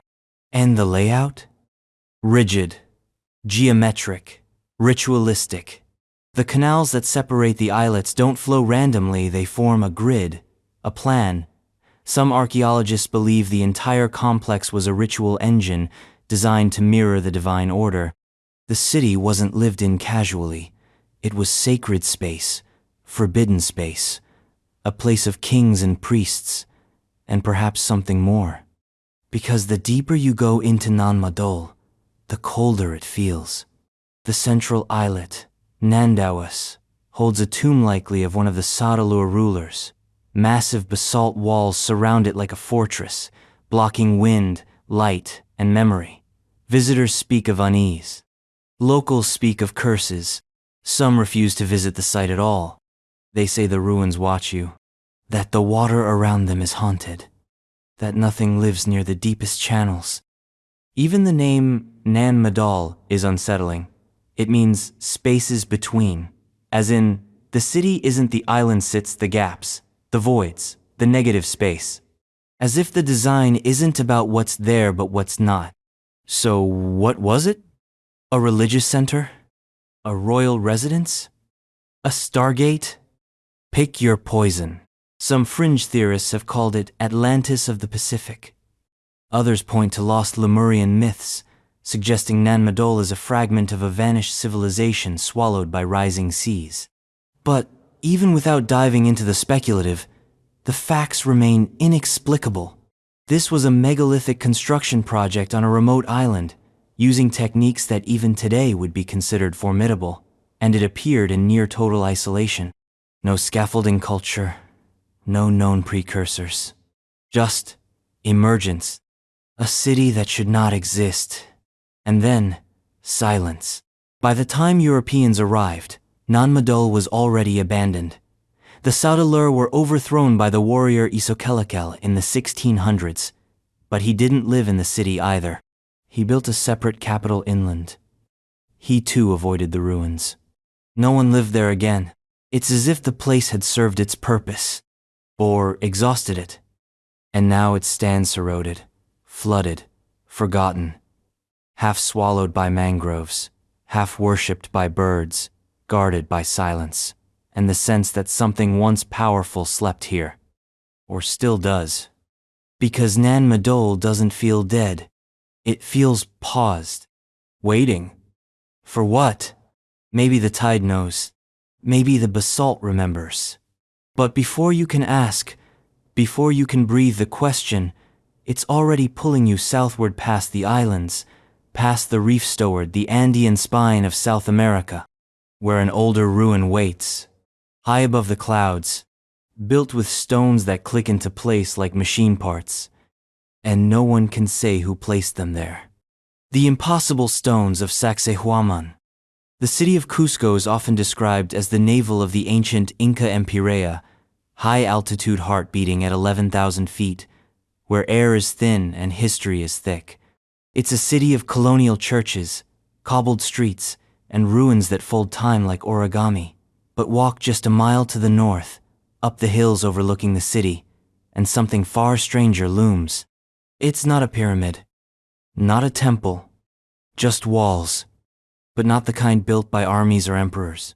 These walls are made of stones, the size of buses, carved and slotted together so precisely that a razor blade can't fit between them. They interlock like puzzle pieces, not rectangular, not symmetrical.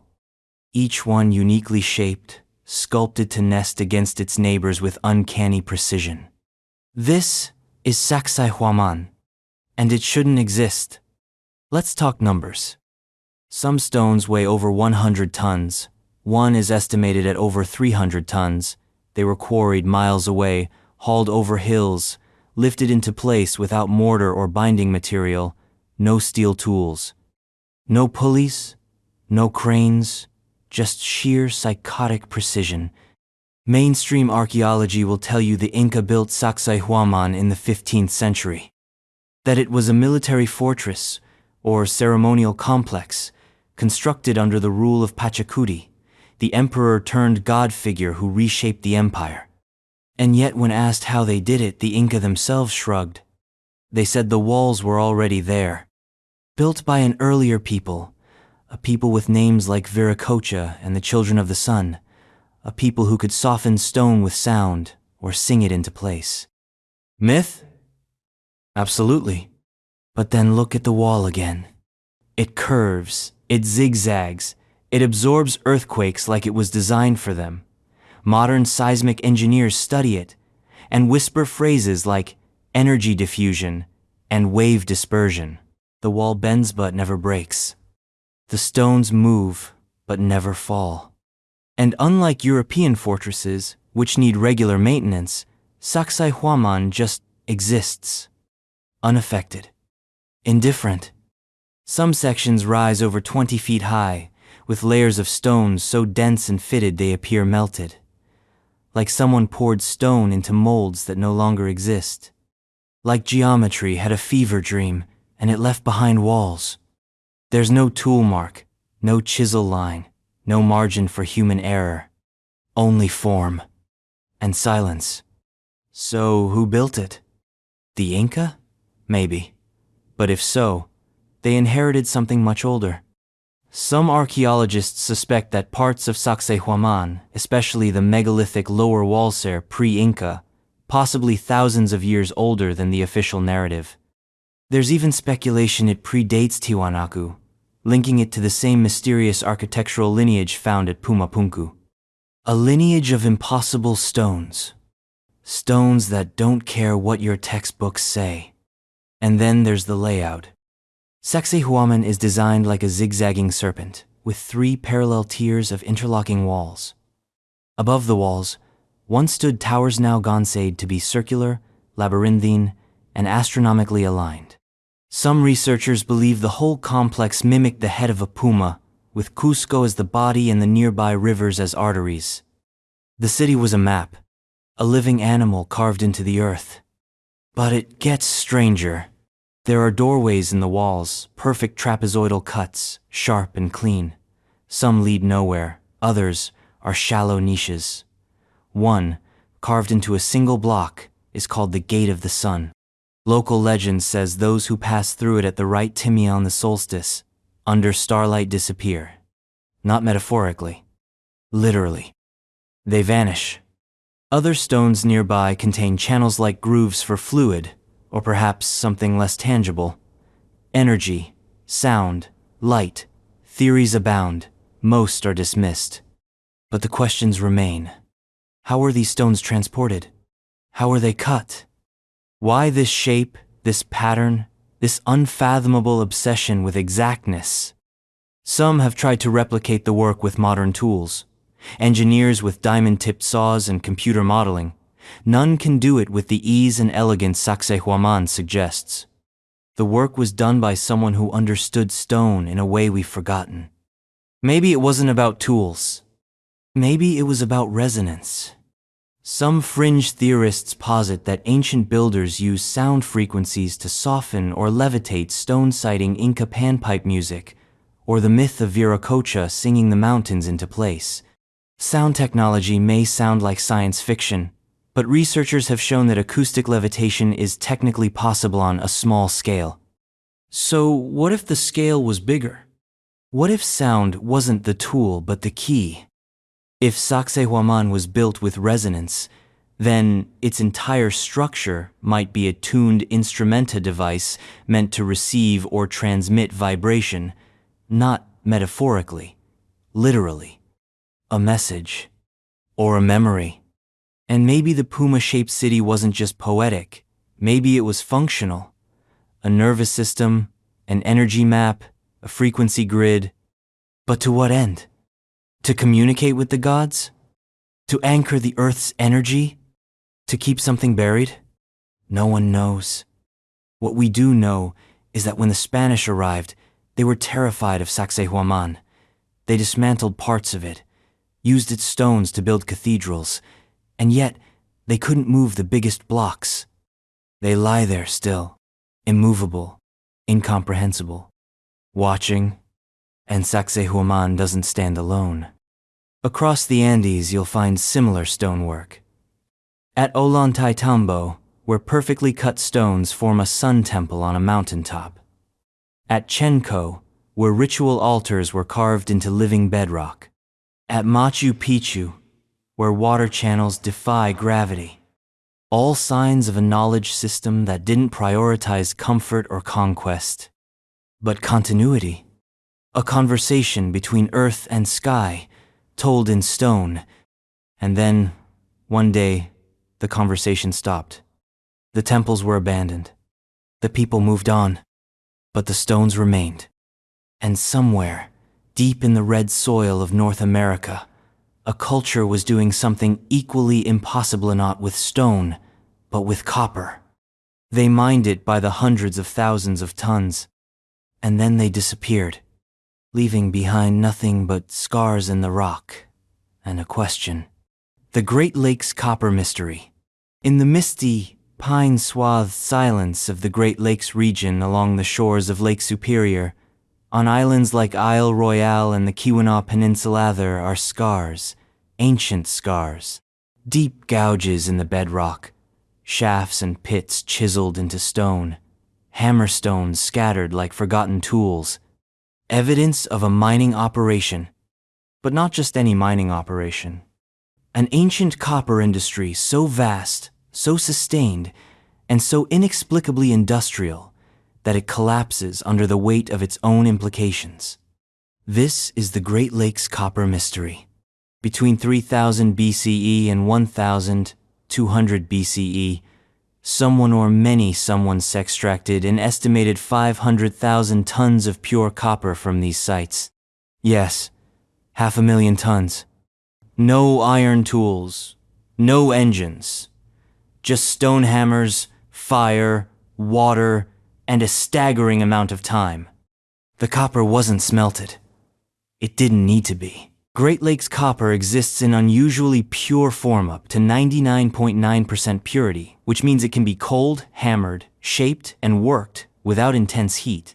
Artifacts made from this copper have been found thousands of miles away in Florida, the Mississippi Valley, the Great Plains, and even down to Central America. It was a continental trade network. One no one talks about. Because here's the problem. We have no idea who mined it. No records, no writing, no clear cultural fingerprint. The Hopewell and Adena cultures used copper, yes, but their peak came long after the majority of the mining had already ceased. Most of the pits were abandoned centuries before those mound-building societies ever rose. By the time they inherited the copper, the industry was already a fossil. So who started it? Some call them the old copper cultura, catch-all term for the people who mined, transported, and worked the metal. But it's a name without a face. There are no ruins, no cities, no great tombs of kings or priests. Just hammerstones and empty shafts, tens of thousands of them. The oldest mine at Isle Royale dates back over 5,000 years. That's as old as the pyramids, and it's on a remote rocky island only accessible by boat. So now we have to add nautical engineering to the skill set. Cool. The copper was used to make tools, axes, spear points, fish hooks, and ornamental items, but not in the way we might expect. There's no evidence of mass weaponization, no copper-tipped war. It was practical, artistic, ritualistic in element that lived in both the physical and the spiritual. And yet, we lost it. The entire copper industry collapsed around 1,200 BCE. Mining ceased, trade vanished, the tools disappeared. Why? No one knows. Environmental change? Cultural shift? Catastrophe? All the usual guesses apply. But the scale of abandonment is suspicious. Some suggest that the mines were simply exhausted, but they weren't. Modern mining began in the same region in the 1800s and lasted for over a century. There was plenty of copper left. Others whisper that the copper was harvested and then shipped overseas, that it fueled Old World bronze production, possibly even contributing to the Bronze Age boom in Europe and the Mediterranean. This is where the Atlantic crossing theories rear their speculative heads. According to this view, seafaring cultures, Minoans, Phoenicians, or even lost civilizations sailed to the Great Lakes, extracted copper, and took it home to feed their empires. The idea sounds insane, until you start looking at the timelines. The Bronze Age required massive amounts of copper, more than local sources could provide. And during its peak, especially from 2,500 to 1,200 BCE, the same period as the Great Lakes mining, there are no equivalent losses or shortages in Old World copper usage, despite mysteriously disappearing known mines. Coincidence? Maybe. But one thing is certain. No one can account for all that copper. So, either there was a massive indigenous copper industry that vanished without a trace, or someone else was involved, and we've chosen not to see it. Mainstream archaeology avoids this question like a sinkhole. Too many unknowns, too few datable artifacts, too many what-ifs. But every time a hiker stumbles across another ancient hammerstone near Lake Superior, the question rises again. Who were these miners? How did they organize? Where did the copper go? And why did it all stop? Because this wasn't a casual endeavor. This was generations of labor, massive logistics, a cultural investment in a material that linked people across a continent and then, inexplicably, became taboo. Some indigenous legends hint at an answer. They speak of metal from the sky, of spirits angered by its misuse, of cultures that dug too deep, too greedily, of a time when the earth had to be left alone. And maybe they're right. Because to work with pure copper is to channel something elemental. It conducts electricity. It oxidizes into impossible colors. It's soft enough to shape and sharp enough to cut. It bridges life and lightning. Maybe the copper was never just metal. Maybe it was power. And someone decided that power had to be buried. So now, we walk on top of it, fish beside it, mine around it, and wonder how so much could be taken and leave so little behind. But the copper isn't the only thing out of place. Because if you head just a little south into the Appalachian foothills, there's a stone. A single stone, carved with letters that don't belong. In a language no one wants to admit they recognize. The Bat Creek Stone. In the early spring of 1889, a man named John W. Emmert was working for the Smithsonian Institution, which was then as now deeply invested in the archaeology of America's prehistoric past. Emmert had been sent to excavate a burial mound near Bat Creek in Loudoun County, Tennessee, nestled within the rolling valleys of the Appalachian foothills. What he found there was not supposed to exist. Inside one of the mounds, beneath layers of soil, bone fragments, and stone tools, he unearthed a small engraved tablet, Roughly the size of a smartphone, made of polished brown stone, it bore a series of unfamiliar characters etched deeply, cleanly, intentionally. He cataloged it, he sketched it, he sent it to Washington. And the experts at the Smithsonian confidently declared the inscription was in Cherokee syllabary. Mystery solved. Except, of course, it wasn't, because decades later, someone flipped the image upside down. And suddenly, the characters looked very different. They weren't Cherokee. They were Paleo-Hebrew, the kind used in ancient Israel around the 8th century BCE. Let that sink in. A Hebrew inscription in a Native American burial mound in Tennessee.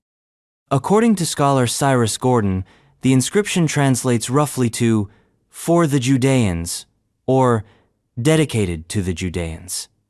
Others propose alternate readings, but the language match is strong, and the style? Consistent with genuine Old World inscriptions from the Iron Age. Which raises a rather large and inconvenient question. What the hell is it doing in Appalachia? There are only two possibilities. One, it's a hoax. A 19th century forgery planted by someone trying to stir controversy, confuse archaeologists, or validate pet theories about the lost tribes of Israel. Two, it's authentic. And both answers are deeply uncomfortable. If it's a hoax, who made it? Emmert was not known for fraud. The excavation was supervised. The documentation is clean. The characters weren't identified as Hebrew until nearly 80 years after the discovery. So how could a 19th century rural American forger have created a perfect Paleo-Hebrew inscription by accident? And if it's real, then the implications are staggering. It means that ancient Semitic peoples, possibly Israelites or Phoenicians, crossed the Atlantic over 2,500 years ago, entered the North American interior, and interacted with native populations in ways that left material evidence. Which breaks every rule in the historical playbook.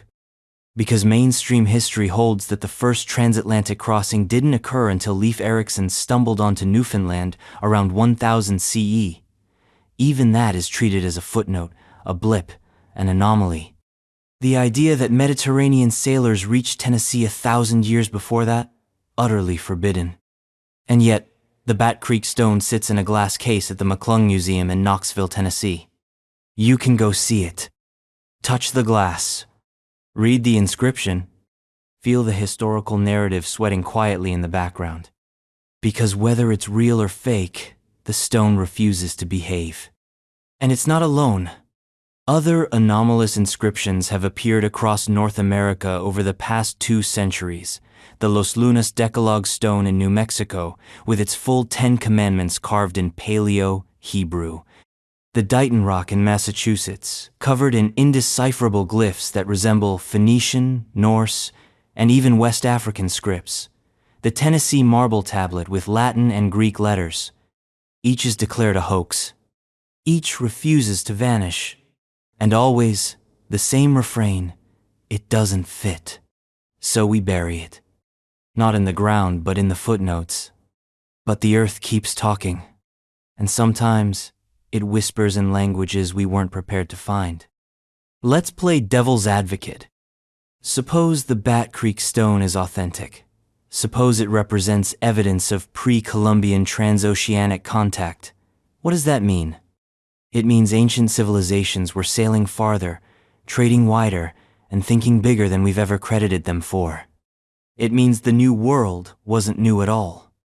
It means that cultures we've confined to mythology, Phoenician mariners, Carthaginian explorers, Hebrew exiles may have walked the Appalachian hills, carved into mounds, left messages in stone, and then left, or died, or were absorbed into the mythic fog. It means history isn't a straight line.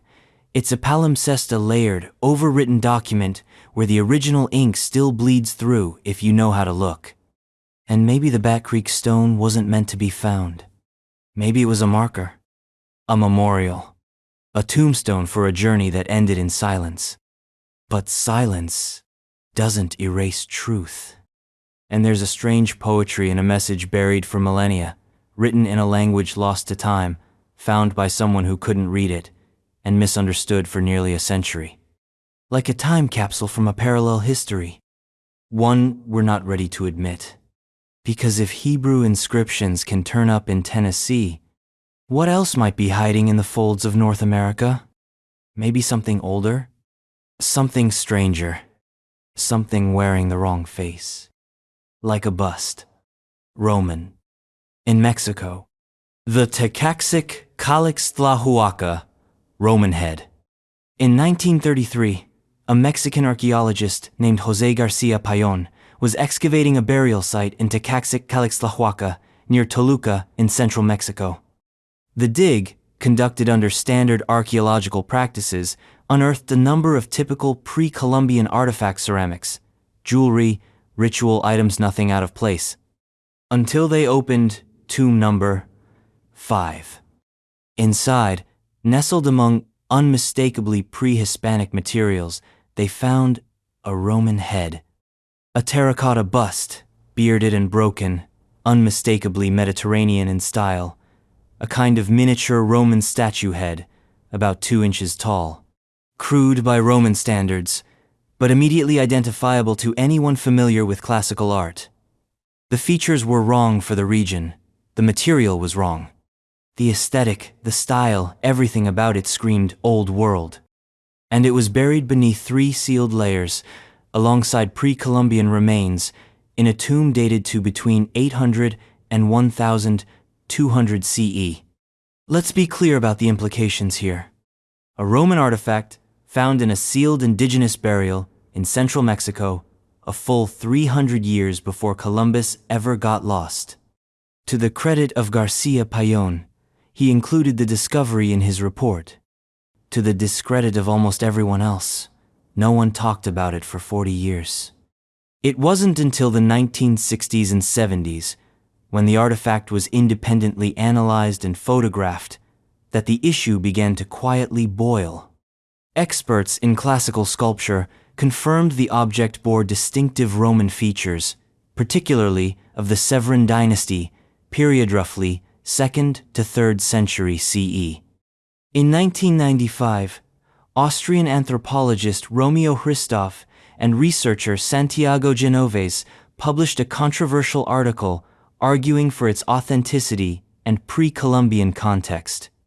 In 2001, the artifact underwent thermoluminescence datinga method used to determine the last time ceramic was fired. The result? Sometime between AD 200 and 800. Now, let's pause here.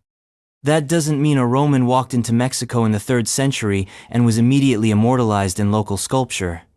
It also doesn't mean the head was necessarily made in the Roman Empire. It could have been a replica made by someone influenced by Roman art, or carried across centuries via trade networks, or found at a shipwreck, or planted. But those possibilities only add more layers to the mystery. Let's explore them. Option 1. It's a hoax. The simplest explanation. Someone in the 20th century planted a Roman-looking head in a pre-Columbian tomb to stir things up. The problem? The excavation was formal, the tomb was sealed, and the artifact shows no signs of modern tampering. Thermoluminescence testing supports the dating. Also, it would have been a remarkably subtle hoax buried in an obscure location, in a layer no one expected, long before anyone could benefit from a media splash. Option 2. It was a modern trade item that got mixed in. Somehow, a Roman bust ends up in Mexico in the colonial period and gets buried or mistaken as ancient. Again, thermoluminescence says no, and the burial layer predates European arrival by at least 300 years. Option 3. Transatlantic contact. This is the nuclear option. That somewhere, sometime between the fall of Rome and the rise of the Aztec Empire, Old World sailors made landfall in the Americas. Maybe a Roman merchant ship was blown off course. Maybe North African traders crossed the Atlantic using Canary Current routes.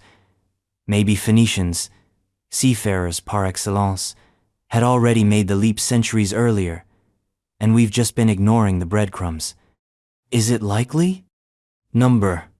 But neither is a Roman bust, buried in a sealed indigenous tomb, and here we are.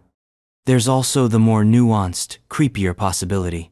The object came not with people, but before them, a drift artifact, something that floated, washed ashore, collected, revered, traded, passed hand to hand through cultures until it became ritual. Because the head itself is strange. Its features are twisted. The beard is stylized. The eyes are slightly off. It doesn't depict a god or a noble. It looks more like a caricature or a death mask. The kind of thing you'd bury to seal something in, not just to honor it. Some scholars note the head has stylistic anomalies, making it look more like a local imitation than a Roman original. That only raises more questions. If it's a copy, then the original had to be there even earlier. Others posit that the object isn't Roman at all, but coincidentally similar human features rendered in a way that happens to mimic Greco-Roman style. But coincidence doesn't bury itself in a 1,200-year-old tomb. So what does the head mean? It could mean nothing. An orphaned object, an artifact out of context, the archaeological equivalent of static. Or it could mean everything. It could be a crack in the timeline, a whisper from another map, evidence that the old and new worlds were never truly separate, just temporarily out of sync. And that possibility, however, small terrifies academia. Because if you admit that the Roman world reached the Americas, you have to rewrite everything, reconsider every mound, every artifact, every oral tradition. You have to admit that ancient people were smarter, braver, and more cosmopolitan than we give them credit for. And you have to start looking harder. Because if a Roman head can show up in Mexico, then what else is hiding under our feet? What other faces are we refusing to see? Maybe there are more heads. Maybe there are bodies. Maybe there's a whole lost expedition, buried in the jungle, swallowed by time, remembered only as gods by the people they never meant to meet. And maybe they weren't the first. Because deep in the red deserts of Arizona, there are stones.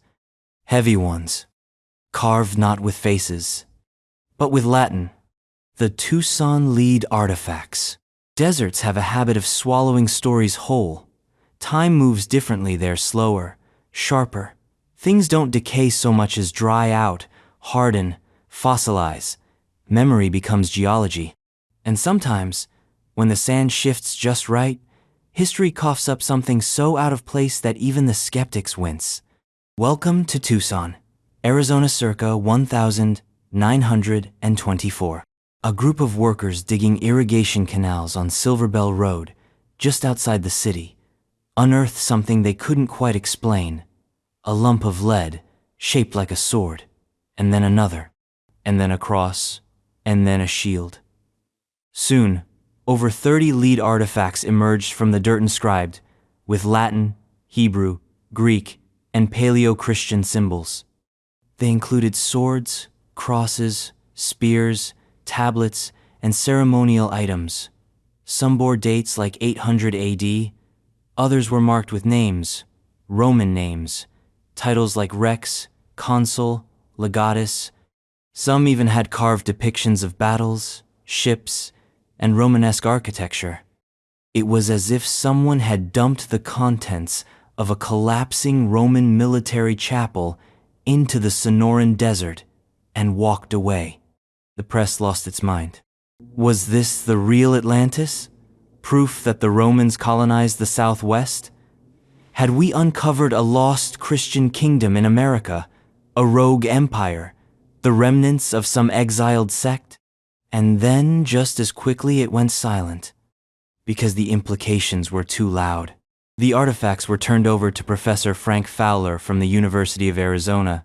He studied them, documented them, and cautiously suggested they might be authentic, or at least worth further investigation. But others weren't having it. Within months, prominent scholars dismissed the entire affair as a hoax.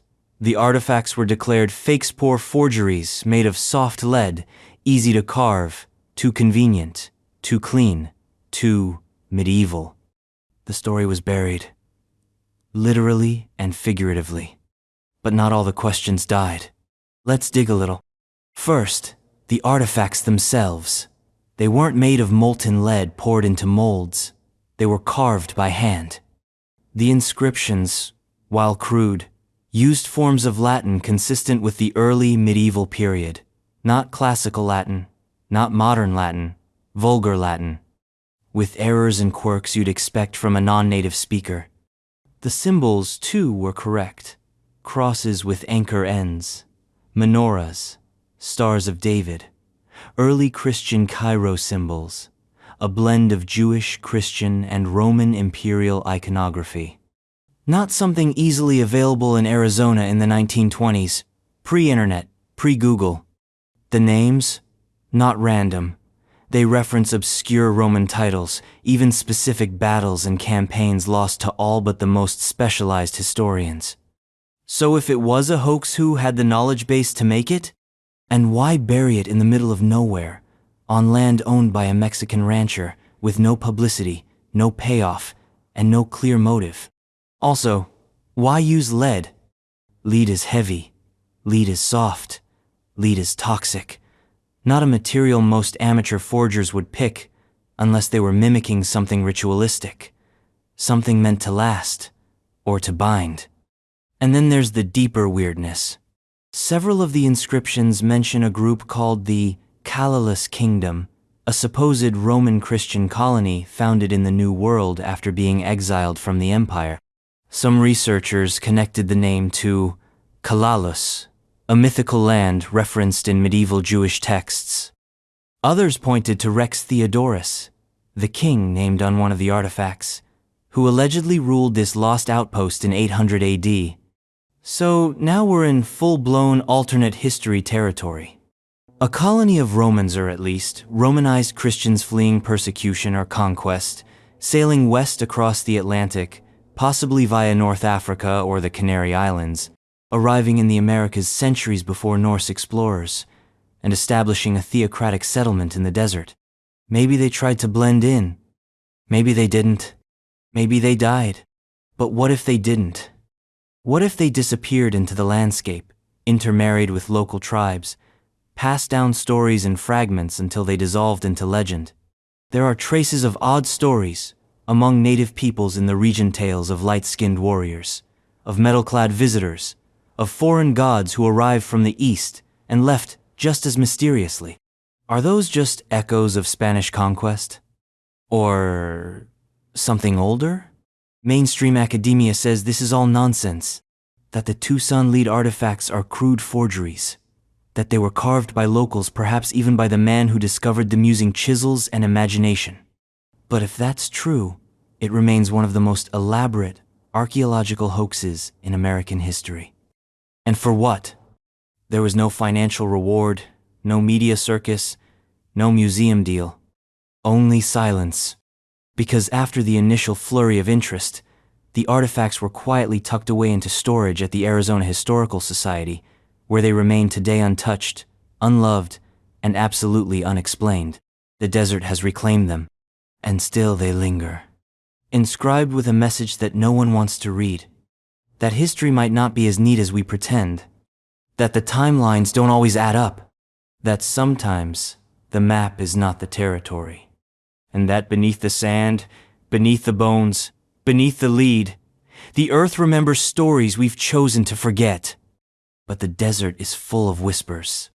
And if you keep heading west, past the cactus and the canyons, into the parched silence of Death Valley, you'll find another legend. Not a colony, not a city, but a machine, buried under rock, built by no known culture, and said to still be running. The Death Valley, underground city, and the machine that shouldn't be. Somewhere beneath the cracked crust of Death Valley, in a place where the land burns by day and freezes by night, where mirages walk taller than men and silence rings louder than memory, there's a story. Or rather, a secret. A machine. An underground city. And a tale so absurd it's almost polite to dismiss it. Almost. The legend begins in the 1930s with a man named Guy Warren Ballard, better known to his followers as Godfrey Ray King. Ballard was a prospector, a mystic, and eventually the founder of the I Am Activitia metaphysical movement that would later help inspire the New Age movement. But long before he started channeling Saint Germain or preaching cosmic ascension, he was just a guy walking alone in the desert. Until he wasn't. According to Ballard, and here's where it goes sideways, she stumbled upon a series of metallic vents, half buried in the dust. Curious, he followed them. They led to a small shaft, and the shaft led to a door. Metal, round, unlike anything he'd ever seen. Inside, an ancient city. Not ruins, not bones. A city, fully intact, lit by a cold electric glow. The walls were carved with hieroglyphs that pulsed faintly, and the air hummed with the sound of something mechanicala machine buried deep in the bedrock, still running. There were vehicles without wheels, tables that hovered, and in the center, a device he called the living engine. A power source, maybe nuclear, maybe not. He didn't know. But it gave off heat without flame, light without fuel, and the unsettling sense that it was not built by anything human. The city, he claimed, was older than Atlantis. He said it was built by a forgotten race, tall, pale, with massive skulls and thin, delicate limbs. He called them the Ancient Ones, though he never clarified where that name came from. They had lived in the underground city for thousands of years, hidden from surface dwellers, keeping their knowledge to themselves. Until, at some unspecified point, they disappeared and left the city sealed. Ballard claimed the machine was still functional, though the city was empty save for the occasional echo that didn't sound quite right. Now, of course, none of this was taken seriously. Even at the time, critics accused Ballard of hallucination, mysticism, or worse, deliberate fraud. But then came the others. Independent reports, whispers, and other explorers, decades later, who claimed to find sealed shafts, strange metallic protrusions, or odd radiation spikes in remote corners of Death Valley. None of them could be verified. None could be repeated. But the stories wouldn't die. A man named Burton Holmes, a travel lecturer and writer, claimed in the 1940s to have seen a cave city in the same region accessed via a rockfall and illuminated by what looked like phosphorescent glass. Others in the 1950s reported anomalous electromagnetic readings and strange hum-like vibrations beneath the sand. Still, no formal excavation was launched. Because how do you get funding to dig up a myth? How do you tell the Smithsonian that there might be a working machine buried under the Mojave Desert, powered by a forgotten civilization and possibly still running? You don't. You change the subject. And here's where things get morally weird. Because Ballard was not a trustworthy narrator, his later spiritual claims veer hard into cosmic cult territory. But that doesn't mean he was lying in 1930. It means his brain may have glimpsed something it couldn't explain and wrapped it in whatever language it had. The subconscious reaching for metaphor, the mythologizing of trauma. Or maybe the truth. Because here's the uncomfortable part. Something is off in Death Valley. Geological surveys have reported hollow-sounding substrata in regions where there shouldn't be voids. Old military installations mention unexplained heat anomalies beneath certain dry lake beds. And in 1963, a group of amateur cavers reported finding a metal doorway embedded in a cliff wall north of Furnace Creek. They came back the next day. The doorway was gone. And this wasn't new. Native Paiute legends speak of the Havmasuvza race of underground dwellers with shining boats and death rays, who lived in vast subterranean chambers beneath the desert. The stories go back centuries. They talk of surface dwellers being invited down, then never returning. Sound familiar? Maybe Ballard didn't find something ancient. Maybe it found him. And maybe the machine, whatever it is, wasn't meant to be discovered. Maybe it's a relay, a beacon, a failsafe. Still humming. Still waiting. Or maybe it's a grave. A power source not left behind, but sealed away. Because not everything underground wants to stay forgotten. And if you listen to the wind in Death Valley just right, you might hear something that isn't wind at all. A whine, a click, a rhythm. Like a machine trying to remember its purpose. But Death Valley won't give up its secrets easily. It bakes them in sun, hides them in dust, and guards them with silence. Until someone asks the wrong question, like, if a machine from a forgotten age is still running, what is it counting down to? And what happens when it finishes? But before you can answer, before you can even speculate, the ground shifts. And far to the east, in the ancient red hills of Georgia, something older than the nation itself sits quiet in the forest. Stone circles, aligned to stars, built by hands we've never named. The mystery of the Georgia Guidestone's predecessor. Long before the Georgia Guidestones were erected and then mysteriously blown to bits in 2022, there was another stone monument. One that never made the news, one that never needed a PR campaign, one that stood in the humid backwoods of Elbert County, Georgia, as if it had always been there. Forgotten, weathered, unexplained. It doesn't have a name. Locals just call it the Circle, a formation of granite slabs, partially sunken, partially buried, arranged in a rough ring. Unlike the flashy monoliths that came later engraved in 8 languages and screaming about population control, this structure says nothing. It just waits. And according to some, it came first. That's the story, anyway. Passed between hunters and hikers, whispered in roadside diners and rattling around dusty sheriff's reports. A stone circle deep in the Georgia pines, older than the colonies, older than the tribes, older than the soil itself. No inscriptions, no builder's plaque, just alignment. Perfect alignment. One stone points due north, another to the summer solstice sunrise.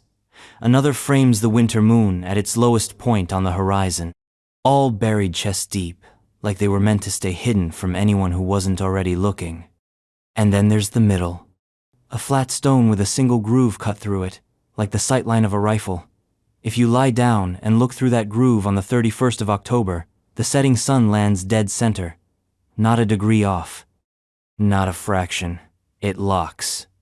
That shouldn't be possible. Because no one in pre-Columbian Georgia was supposed to have that kind of astronomical precision. No sextants, no charts, no reason to carve a stone calendar into a forest floor. And yet here it is. Or was. Because now it's missing. Not the stones. They're still there, mostly, if you know where to look. But the context is gone. Eroded by time, masked by kudzu, erased by development. There's no record of its discovery, no formal excavation, a few old photos. A surveyor's map from 1921 that labels it only as anomalous stone group, non-Indian, a phrase that raises more questions than it answers. Some claim the site was known to early Freemasons in Georgia, who considered it a power point, a kind of terrestrial node where spiritual and electromagnetic forces crossed. Others believe it was used for rituals, but no one agrees on what kind. Agricultural? Celestial? Apocalyptic? There's no evidence, only geometry, which is, in many ways, more damning. Because people lie. Symbols lie. But math doesn't. And when you overlay the Georgia Circle's alignments with other ancient sites from Cahokia to Chichen Itza, you begin to see a pattern, a resonance, a shared code. As if someone, long ago, was trying to sync different parts of the continent to the same cosmic rhythm. But why Georgia? Because of the stone, maybe. Elbert County sits atop one of the richest granite veins in the world, the same bedrock used for the Georgia Guidestones, the same material rumored to have been shipped to Masonic lodges in Washington, D.C., and New York during the 18th and 19th centuries. But granite isn't easy to work with, especially not with primitive tools. And yet the stones of the Forgotten Circle are smooth, cut, set, leveled, not natural outcroppings, placed. So who placed them? You won't find answers in tribal lore. The Creek, Cherokee, and earlier peoples didn't leave oral traditions about a sacred stone circle in Elbert County. Some elders say the area was avoided, that something about the land was off. Others mention stories of stone spirits, watchers from the earth who measured the stars. But no names, no myths, just avoidance, which, in folklore, is usually worse. And here's the part that still haunts local memory. During construction of a nearby dam in the 1950s, engineers unearthed what they believed was a burial pit lined with flat granite slabs laid out like a clock face. Inside were no bones, only ash and charcoal. Radiocarbon dating put the burn event around 1000 BCE, but no hearths, no tools, no village. Just fire, stone, and void. The site was flooded a year later. Now it sleeps beneath a man-made lake where the fishing is bad and the fish are oddly shaped. The connection to the later Georgia Guidestones is uncomfortable. Both sites are aligned. Both sites are mysterious. Both are built from the same Elberton granite, a material so dense and stable it's nearly immune to erosion. One screamed, the other whispered. But both perhaps were warning. The Guidestones tried to be Loudon commandments for a post-apocalyptic world, carved in stone and surveillance cameras. But the circle, the unnamed circle, it just existed. It didn't ask to be seen. It was built to be found. Or not found. Maybe it's a test, a signal for those who can read without words, a cosmic breadcrumb left by a people who measured time differently, not in days, but in patterns. And when the sun hits that groove on Halloween, and the light locks in, it doesn't feel like a celebration. It feels like a trigger. Of what? No one knows. But if you follow the line east, across the Atlantic, to the Old World, you'll find similar circles. In Brittany, in Cornwall, in Malta, they speak the same geometry, the same silence, and maybe, just maybe, the same origin. But before the trail leads overseas, there's one more anomaly, still waiting in the hills of Appalachia. Another people, another myth. They had pale skin, blue eyes, and they lived in America before the tribes. Or so the stories say. The legend of the moon-eyed people. In the mist-veiled foothills of the Appalachians, where the ridgelines twist like sleeping serpents and the trees whisper in dialects older than English, there's a legend. You'll hear it from Cherokee elders if you ask gently. You'll find it in the brittle pages of 18th century settler journals, penned by men who couldn't spell but could still recognize terror. The legend speaks of the moon-eyed people. They were small, they were pale, and they could not see in the sunlight. Let that settle for a moment. These weren't spirits, not metaphors, not gods or ghosts. The stories are strikingly consistent. The moon-eyed people were described as flesh and blood, living in stone houses, building walls, and keeping to the shadows. They came out only at night. They were sensitive, secretive, and strange. And then they were gone, forced underground, driven out by the Cherokee, who arrived in the region and found them already there, pre-existing people, living quiet lives beneath the moon. The story sounds like folklore. Until you find the walls. There are low stone ruins scattered across northern Georgia and western North Carolina, some mere foundations, others entire enclosures. The most famous is at Fort Mountain, a rugged ridge in Murray County, Georgia, where an 855-foot dry stacked stone wall meanders along the summit like a scar. No mortar, No inscriptions. No purpose anyone can agree on. Not a fort, not a settlement, just a wall. One that predates the Cherokee. One the Cherokee said was built by the moon-eyed people. And suddenly the story has teeth. Because the ruins are real. And the history doesn't add up. Colonial accounts from the 1700s echo the same strange details. In 1797, Benjamin Smith Barton, a respected American physician and naturalist, recorded the Cherokee oral tradition of the moon-eyed people, describing them as whiter and smaller than other tribes, unable to see during the day, and driven westward or underground after a conflict. European settlers, desperate to mythologize themselves into legitimacy, pounced. They claimed the moon-eyed people were Welsh, descendants of Madoc, a legendary prince who supposedly sailed to America in the 12th century and founded a forgotten colony. It's a theory still parroted in roadside museums and patriotic fever dreams, but it's almost certainly fiction. The problem isn't that the moon-eyed people were Welsh. The problem is that they were real, and we have no idea who they were. Let's run down the possibilities.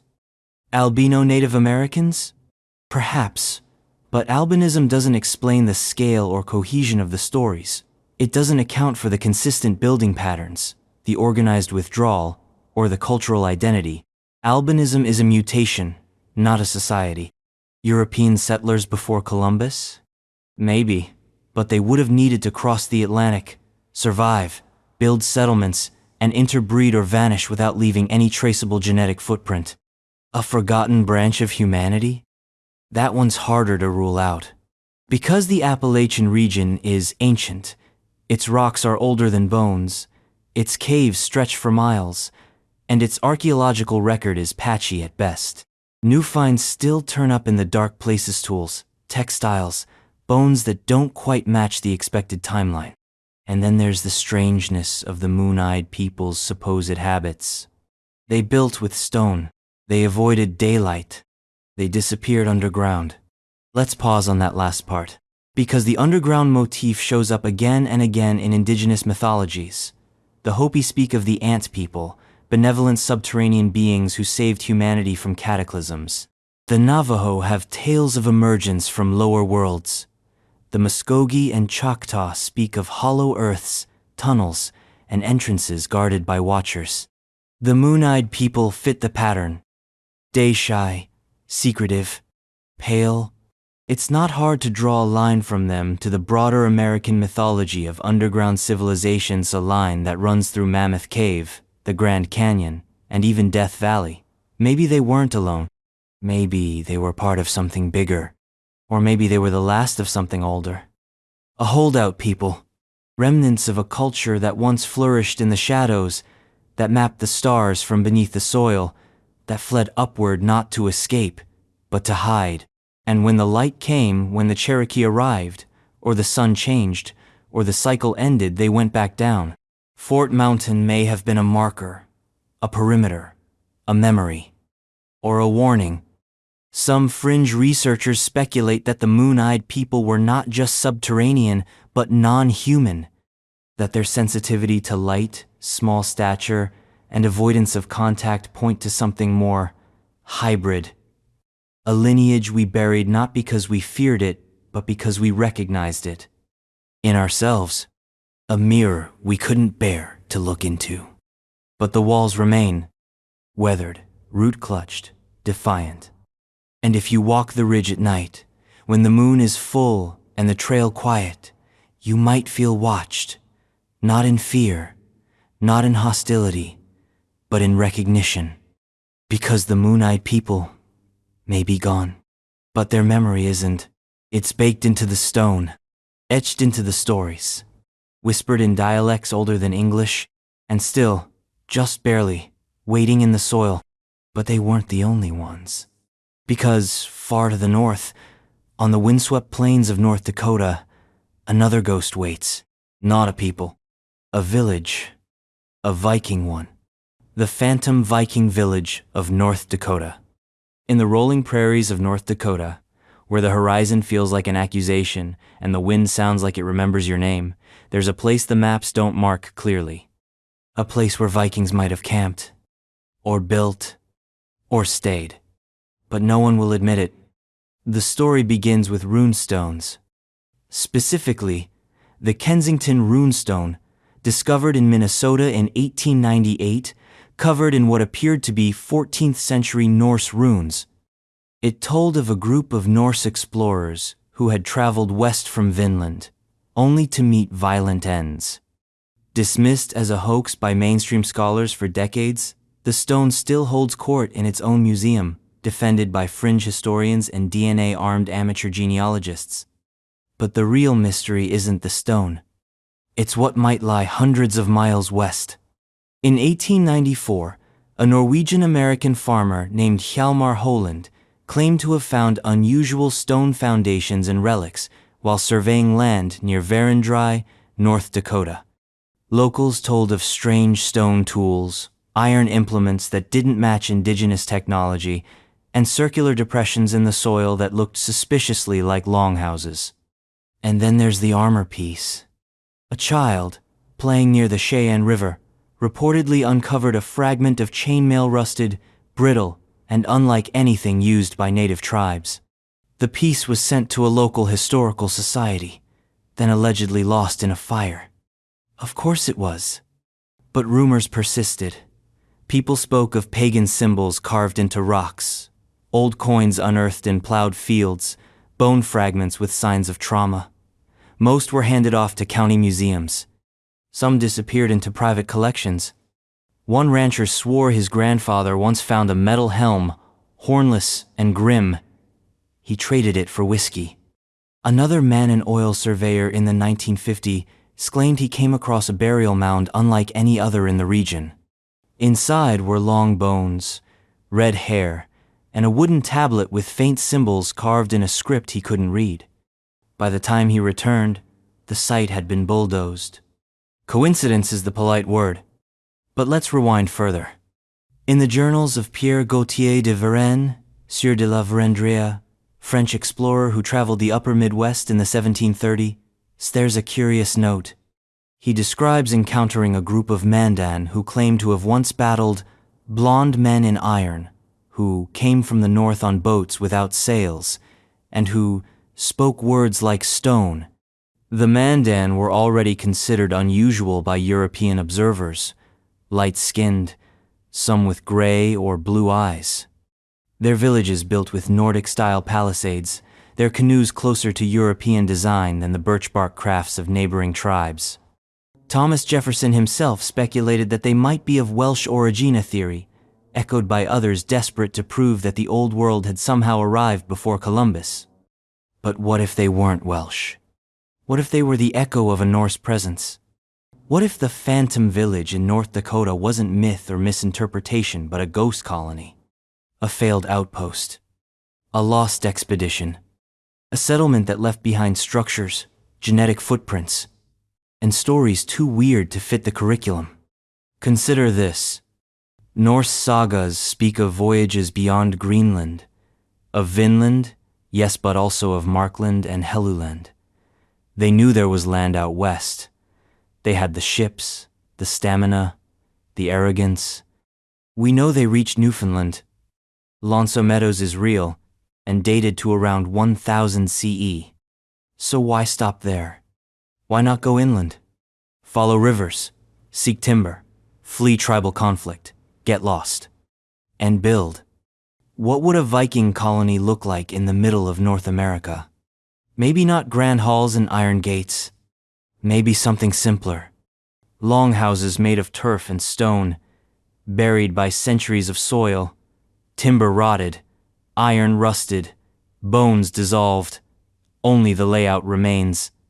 Ghost architecture. And the stories. Always the stories. Of strangers who arrived from the north, clad in metal, who tried to trade, who tried to claim, who bled when struck, and cursed in songs. Some native legends speak of them as gods, others as invaders, others still as fools who built wrongly, who angered the land, who vanished when winter stayed too long. And what if that's true? What if the Norse didn't fall in battle but in timing? A bad winter, a failed harvest, conflict with locals, a wound, a betrayal, a burial. And then, silence. No stone left standing, no monument. Just a stone circle, now mistaken for a fire pit. Just a broken tablet, miscatalogued in a county archive. Just DNA anomalies and tribal bloodlines, written off as sampling error. But if you stand in the prairie at night, under a Viking sky of hard white stars, you can almost hear it.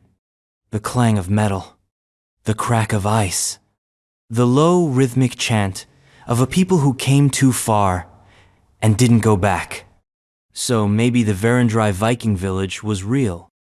Maybe it wasn't a city, or a fort, or a saga-worthy conquest. Maybe it was an apology. A final campfire, a whispered prayer to Odin under foreign stars. And if you dig just deep enough, the land still holds the memory. But no one wants to dig. Because if Vikings made it this far inland, long before Columbus, it unravels everything. The timelines, the narratives, the neat little boxes labeled savage and civilized. It makes the New World older. And somewhere, farther west still, buried in sandstone canyons and hidden beneath petroglyphs of spirals and stars, is a cave. With walls that glow and maps that no one can read. The cave that knows the stars. There's a cave hidden deep in the red sandstone canyons of the American Southwest. Some say Utah, others whisper Arizona or New Mexico. Its location is hazy by design, shared only in fragments between rock climbers, tribal elders, and the occasional park ranger who drinks too much and talks too loud. They call it the Star Cave. Not officially, of course. On government maps, it's just a series of alphanumeric designations: BLM land, off-limits, unstable terrain. The kind of area you're technically not supposed to be in. But if you find it, and that's a big if, what you'll see inside is not erosion. It's intelligence. The walls are covered in petroglyphs, yes. That's not unusual out here. Spirals, animal forms, sunburst patterns. But this cave is different, because the glyphs are three-dimensional. Not just etched into the wall, but sculpted outward, like reliefs. Some are smoothed with a glassy polish. Others glow faintly under ultraviolet light, despite no known mineral content that should do that. And here's where it gets weird. The ceiling is a perfect replica of the night sky as it appeared over the Southwest, not today, not 1,000 years ago, but approximately 12,000 years ago. Mapped in stone, with stars rendered in raised nodules. Constellations spiraling toward a precise central point that aligns not with Polaris, but with Vegath North Star of a different epoch, a different Earth. This isn't artistic. This isn't ceremonial. This is astronomical data, which should be impossible, because the cave was last inhabited according to carbon dating before agriculture, before pottery, before what we call civilization. Yet somehow, someone or something carved a sky map accurate to within 1/10 of a degree. Who? Let's talk candidates. Clovis, culture? They were here. Hunters. Stone tool geniuses. Capable of tracking mammoths, but not of carving astronomical observatories. No other Clovis site shows anything like this. Later tribes? The ancestral Puebloans had rich cosmologies. But their sky art is symbolic, not literal. They drew myths, not math. A lost civilization? Maybe, but we'd need to completely revise human history to account for a culture capable of star cartography millennia before telescopes. Not just that they understood precession, the slow wobble of Earth's axis over 26,000 years. This cave encodes it. That means they weren't just watching the sky. They were tracking it across ages.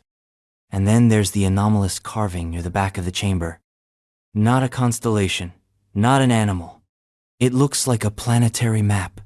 9 orbs, curved lines connecting them. A 10th object small, far off trailing behind them on a tilted path. A path that brings it closer once every few thousand years. No tribal culture in the region spoke of such a thing, but Mesopotamian tablets thousands of miles and years away reference a wandering star called Nibiru. Coincidence? Maybe, maybe not. But here's what breaks the pattern. When a team of independent researchers smuggled a LiDAR scanner into the cave in 2011, they mapped the interior. What they found wasn't just one chamber, it was 7, each aligned to a different celestial event solstices, equinoxes, lunar standstills, and one that doesn't seem to correspond to anything. At least not yet. Each chamber had its own theme: time, water, fire, blood, stone, voice, and the last one, void. In the void chamber, the walls are smooth, featureless. Sound dies there. Flashlights behave strangely dimmed, distorted. One researcher reported feeling folded in half. Another swore she saw her own silhouette moving out of sync with her body. The expedition was halted. The data erased. Or so the official record says. Unofficially, they found a stone slab in the center of the void chamber. Not engraved. Etched from within. The marks didn't cut into the surface, they emerged from beneath it, as if the rock had been programmed to remember. The symbols don't match any known language, but they resemble something close to binary, or frequency graphs, or music. No tribe claims the cave. No government claims jurisdiction. And yet, somehow, no one can get back in. Not because it collapsed, because it's gone. Not the cave. The entrance. Hikers who swear they knew the route now find only blank cliff face. GPS coordinates from the LiDAR team no longer lead anywhere. It's as if the canyon closed itself, or as if someone shut the door behind them. So what was the Star Cave? An observatory? A map? A message? Or a machine? Because that's the feeling people have inside. Not reverence, not fear, something else. Like they've stepped into a place that is still working, still processing, still watching the sky. Maybe the builders weren't human. Or maybe they were, just older than we allow. People who tracked the heavens with the patience of glaciers, who etched memory into rock not to be remembered but to warn. About what? No one knows. Because the cave is silent now. But the stars it mapped? They're still moving. And far above us, Vega is rising again. Just like it did the last time. The last time someone built a cave to remember the future. And if you keep following the ancient skies, you'll land far east where a lake in Wisconsin hides not a cave, but a pyramid. Underwater. And untouched. The submerged pyramid of Rock Lake. Nestled quietly in southern Wisconsin, about 40 miles west of Madison, lies a body of water that, on paper, is completely ordinary. Rock Lake is shallow, reed-fringed, popular with paddleboarders and bass fishermen. It's the kind of place you pass without thinking, the kind of place history avoids. But under its murky surface, the lake is hiding something. A pyramid. Not a metaphor.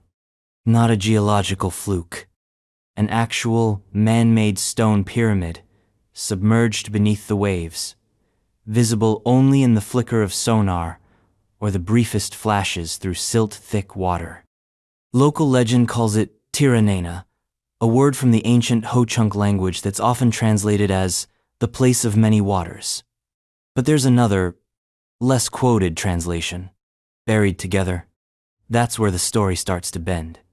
Accounts go back centuries. Native tribes in the area have long told of a city beneath the lake, a place built from stone and fire, abandoned in haste. Some say it sank, others say it was drowned intentionally, In the 1830s, early settlers reported seeing dark shapes under the lake's glassy surface rectangles, mounds, right angles. A few even claimed to see steps, as if the water had receded just enough to reveal a staircase to nowhere. Then came the divers. In 1937, a man named Lieutenant Harry Cooper, trained in deep-sea exploration, descended into Rock Lake with a crude diving suit. What he described was astonishing. A stepped stone structure, rising from the lakebed at a steep angle, roughly 18 feet tall, and laid out in precise tiers. A pyramid. He sketched what he saw. The shape was unmistakable, a rectangular base tapering upward in at least 4 visible levels. The stones, he said, were cut smooth-faced, set at angles too perfect to be natural. He was not believed until others went down. Over the years, divers, sonar operators, and remote camera teams have all reported similar findings. Multiple large stone structures resting under the lake. Most are buried beneath thick muck and algae, but occasionally, in drought years or lucky dives, fragments become visible. The largest structure, called Rock Lake Mound No. 1, or sometimes simply the Pyramid, is shaped eerily like a step pyramid. Think Egypt, think Mesoamerica. Except it's not built from limestone or adobe. It's built from megalithic glacial stone. And no one can explain why. Because there's no known culture in North American prehistory that built like this. The Mississippians made earthen mounds, the Hopewell built embankments. But stone pyramids? In Wisconsin? That's not in the syllabus. So how did it get there? One theory connects it to Aztalan, a nearby archaeological site just miles from Rock Lake, where the remnants of a massive Mississippian settlement still sit moated, walled, and ritualistic. Aztalan features mound structures, wooden palisades, and evidence of fire ceremonies. But what makes it strange is its location. It's far from the Mississippian heartland. It sits like a splinter, isolated and strange, as if a group of builders went north for a reason they never explained. And what if they brought stonework with them? Or, more disturbingly, what if they found it already there? Because Aztalan is younger than the pyramid in Rock Lake appears to be. Radiocarbon dates at Aztalan place its peak around 1200 CE. But oral traditions speak of the lake structures being older, much older. Some locals claim that the pyramid is Atlantean in origin, a ridiculous theory on its face, unless you understand that Atlantis in fringe history has become a kind of placeholder term. A synonym for any advanced, undocumented culture that predated what we now accept as the timeline of civilization. Was there such a culture? And if so, here? Why Wisconsin? Because Rock Lake isn't alone. Other Midwestern lakes, Lake Mills, Lake Winnebago, and parts of the Great Lakes shave similar underwater anomalies. Rock formations in unnatural rows. Circular patterns too consistent for coincidence. Walls and ditches that look like the foundations of something urban. Or ceremonial. And always, they're buried. Flooded. Erased. Theories abound. That glaciers moved the stones into place. That Ice Age hunters built temporary structures from boulders. That it's all pareidolia, our brains finding pattern in chaos.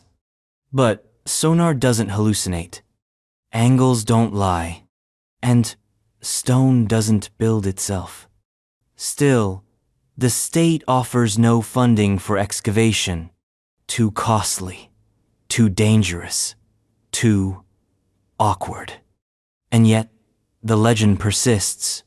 Divers whisper of statues, of carved faces, of slabs etched with symbols no one can translate because no one's supposed to see them. One team claimed to have found a stone basin at the summit of the pyramid. It was filled with muck, and when cleared, charcoal, bone, burnt offerings. But the lake reclaimed it the next day. Silt rises fast in Rock Lake, as if the water is hiding something, or protecting it. Because every time a proper survey is proposed, something fails. A grant gets denied, a boat sinks, equipment malfunctions. Just bad luck. Or maybe something else. Maybe the pyramid in Rock Lake wasn't just a temple. Maybe it was a seal. And if you dredge it up, you don't just rewrite history. You reopen it. Because the past doesn't always want to stay buried. And sometimes, when the sun hits the lake just right, the water ripples in straight lines, like memory, like warning. And if you follow those lines outward, across the lake, through the trees, and into the earth, you arrive at one last structure. Not a city, not a monument, but a map, etched into the stone of the Black Hills, and written in a language no one has spoken for 10,000 years. The Black Hills map that no one can read. In the sacred folds of South Dakota's Black Hills, a land revered by the Lakota as the heart of everything, there exists a rock face that speaks in geometry.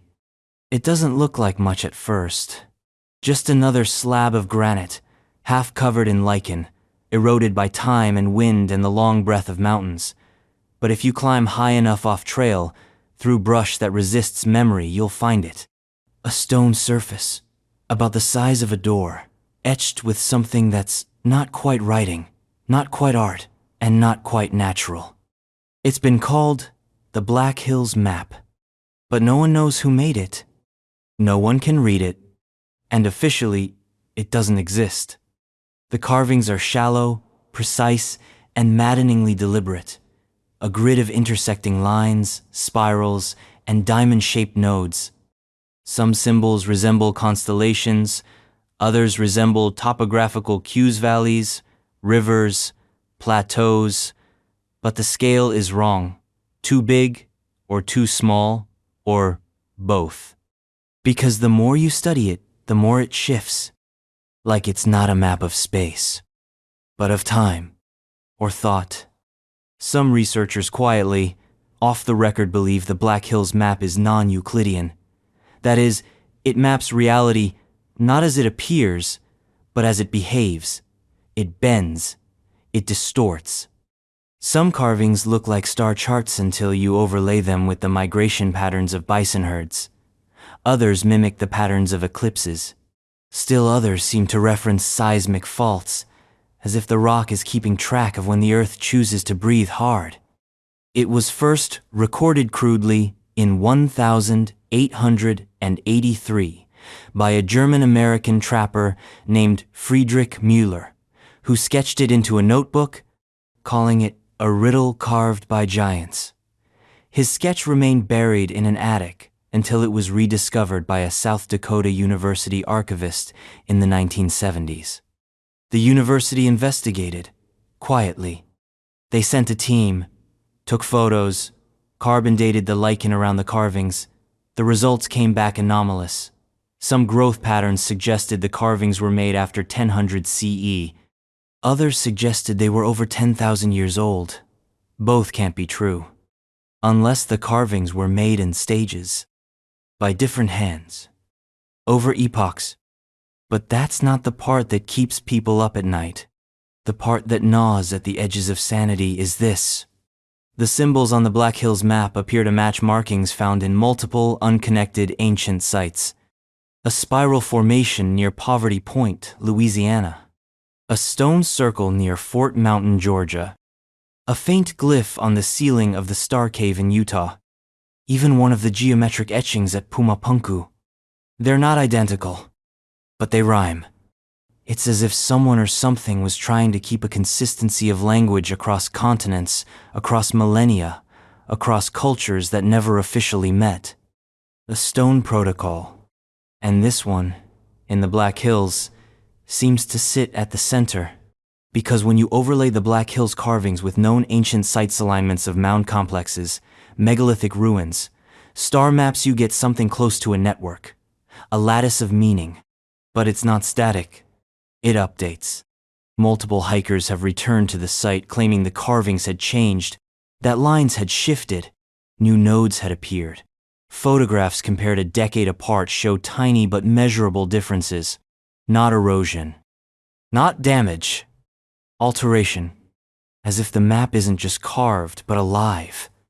Some call it pareidolia, projection, wishful pattern making. But one anthropologist who refused to go on record called it something else. A memory interface.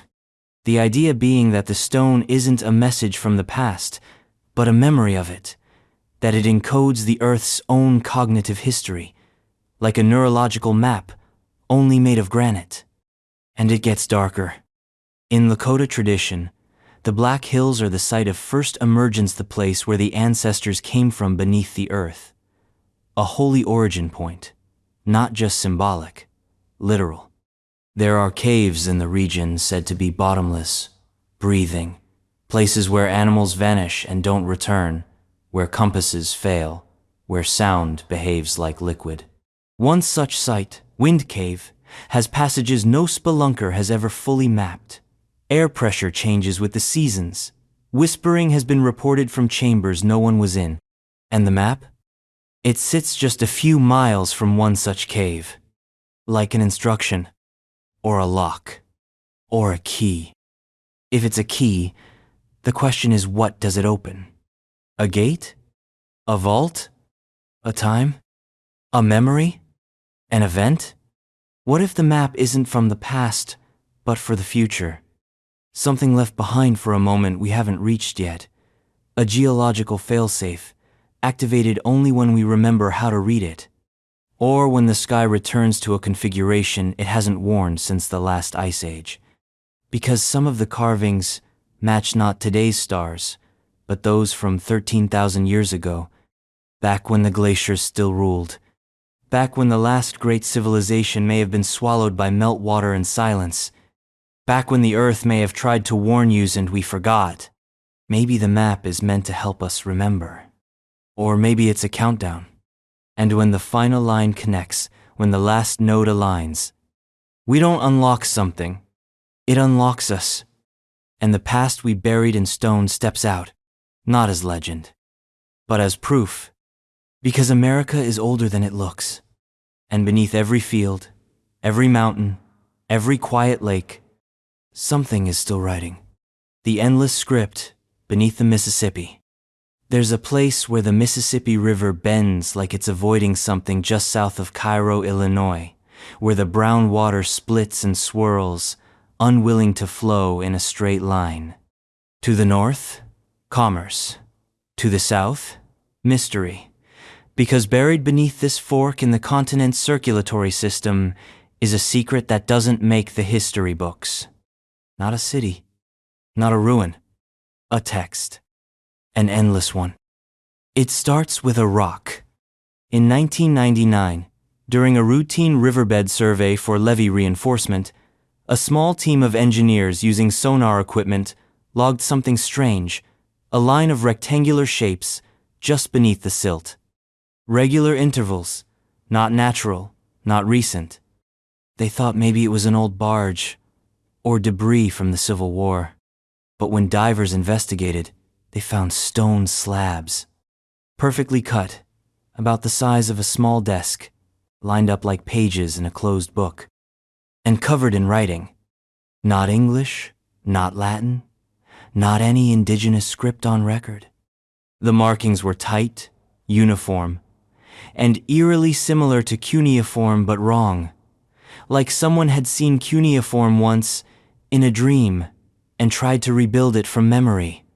The characters were geometric, almost circuit-like, grid-based, and they stretched continuous from one slab to the next, as if the entire formation was part of a single sentence. And the sentence didn't end. At least not before the divers had to come up. They didn't reach the final slab. Because the slabs kept going. East, then south, then deeper. At some point, the water got too dark, the silt too thick, the pressure too dangerous. The official explanation was dropped in the following week. The formation was natural, a fluke of geological layering. The survey was inconclusive. The area was too unstable for continued excavation. But the divers talked. They said the slabs felt warm, not heat-warm presence warm, like being near something alive. They also said that when they brushed off the mud, some of the symbols would pulse faintly, then fade, like they'd been seen, a reaction to attention. No one wanted to file that in a report. But it wasn't the first time. Indigenous oral histories from the region speak of the river that speaks, a name not meant metaphorically. The Chickasaw and Natchez people have stories of a hidden tongue of the earth, buried beneath the waters, that remembers everything. A text that came before the flood, before the people, before language. They say it speaks only when it's close to waking. French missionaries in the 1700s wrote of strange glyphs carved into the riverbanks. They dismissed them as savage scrawl until they saw the same markings 40 miles upstream, identical in form. And then again, and again, always close to certain bends in the river, always near sites where mounds stood. And here's the chilling part. When you overlay the locations of these mound complexes, Cahokia, Emerald Mound, Poverty Point, Spiro, and others, you start to see something. A spiral. Not random, not chaotic. A logarithmic spiral, like a fingerprint or a galaxy. And at its heart, the point where the Mississippi splits, where the endless script lies. So what is it? No one knows. But some think the slabs are part of a long-form geological memory system, like a hard drive, written not in silicon but in stone. A way of encoding time, catastrophe, myth everything. Not made by us, but maybe for us. And the writing? Still changing. In 2017, a private dive team returned to the site under the pretense of an environmental study. They found the same slabs, but when they compared photos from 1,999 to their own, some of the symbols had shifted. Not eroded, shifted. The lines were crisper, new curves, added nodes. The sentence had continued. So who's writing?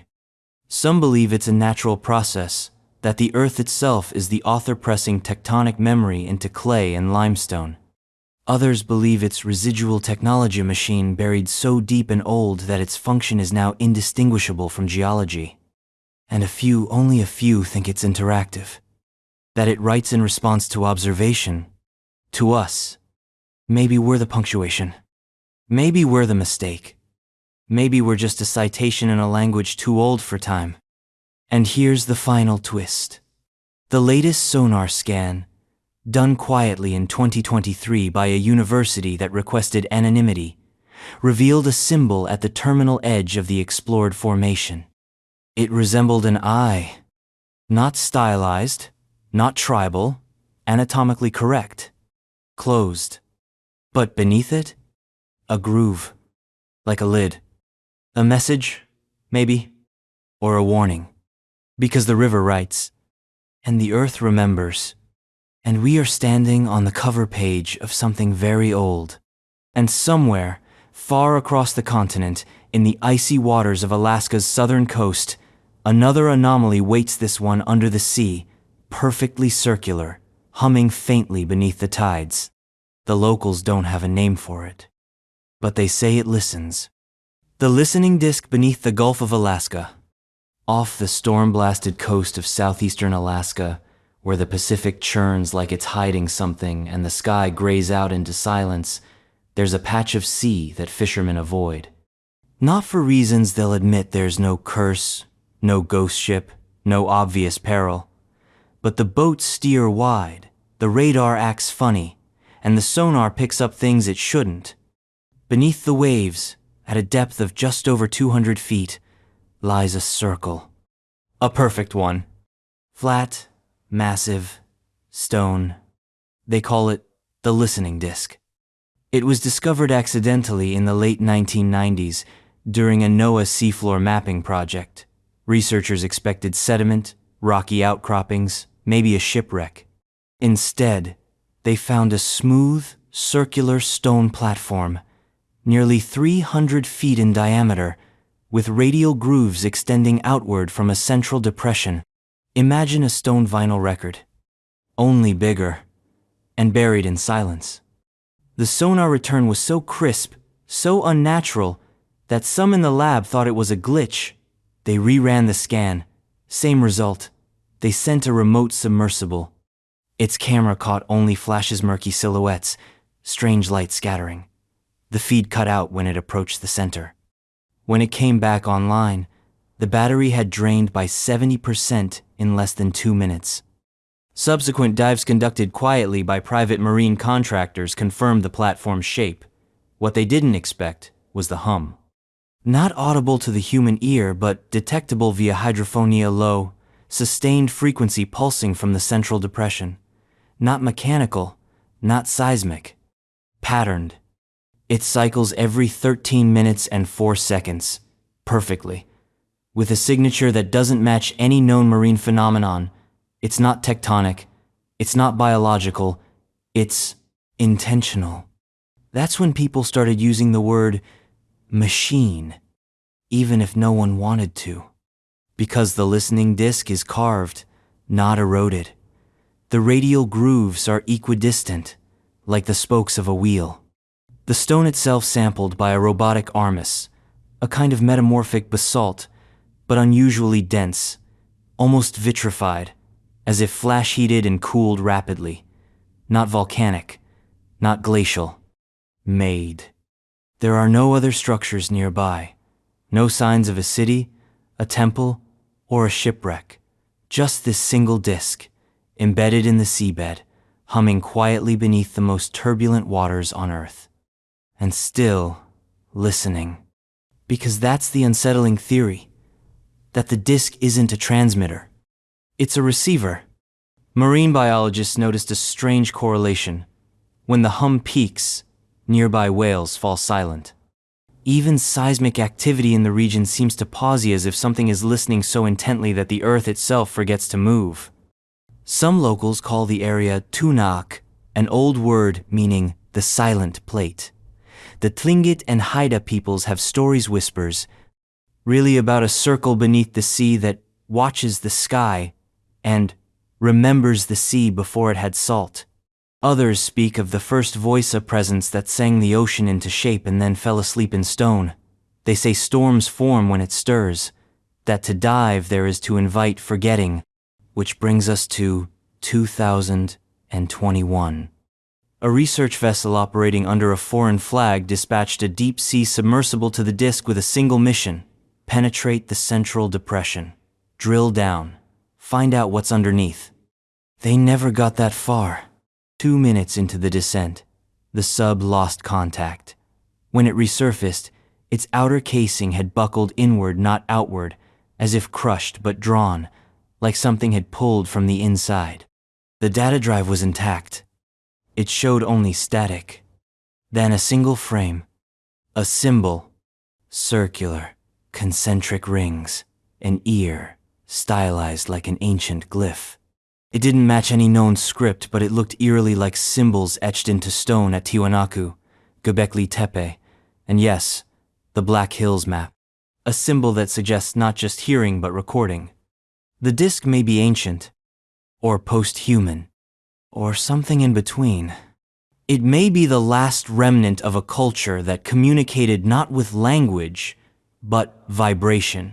One that built devices not to speak, but to listen back. Across time, across oceans.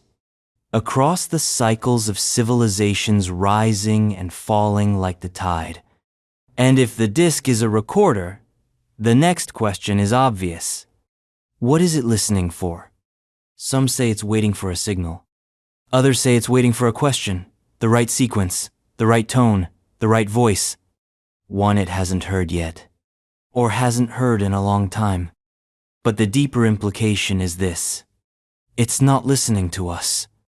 It's listening past us. And that means we're not the message. We're just part of the static. But there's one more thing. Every 13 minutes and 4 seconds, the hum changes. For exactly 3 seconds, it shifts frequency a pulse in the high end of the spectrum, detectable only with specialized instruments. When translated into waveform data and plotted visually, it forms a repeating shape, a spiral. Again, like a fingerprint left in sound. Or a signature, of what no one knows. But it matches one last place. A site beneath the sands of the American Southwest. A location lost to maps. And said to be alive.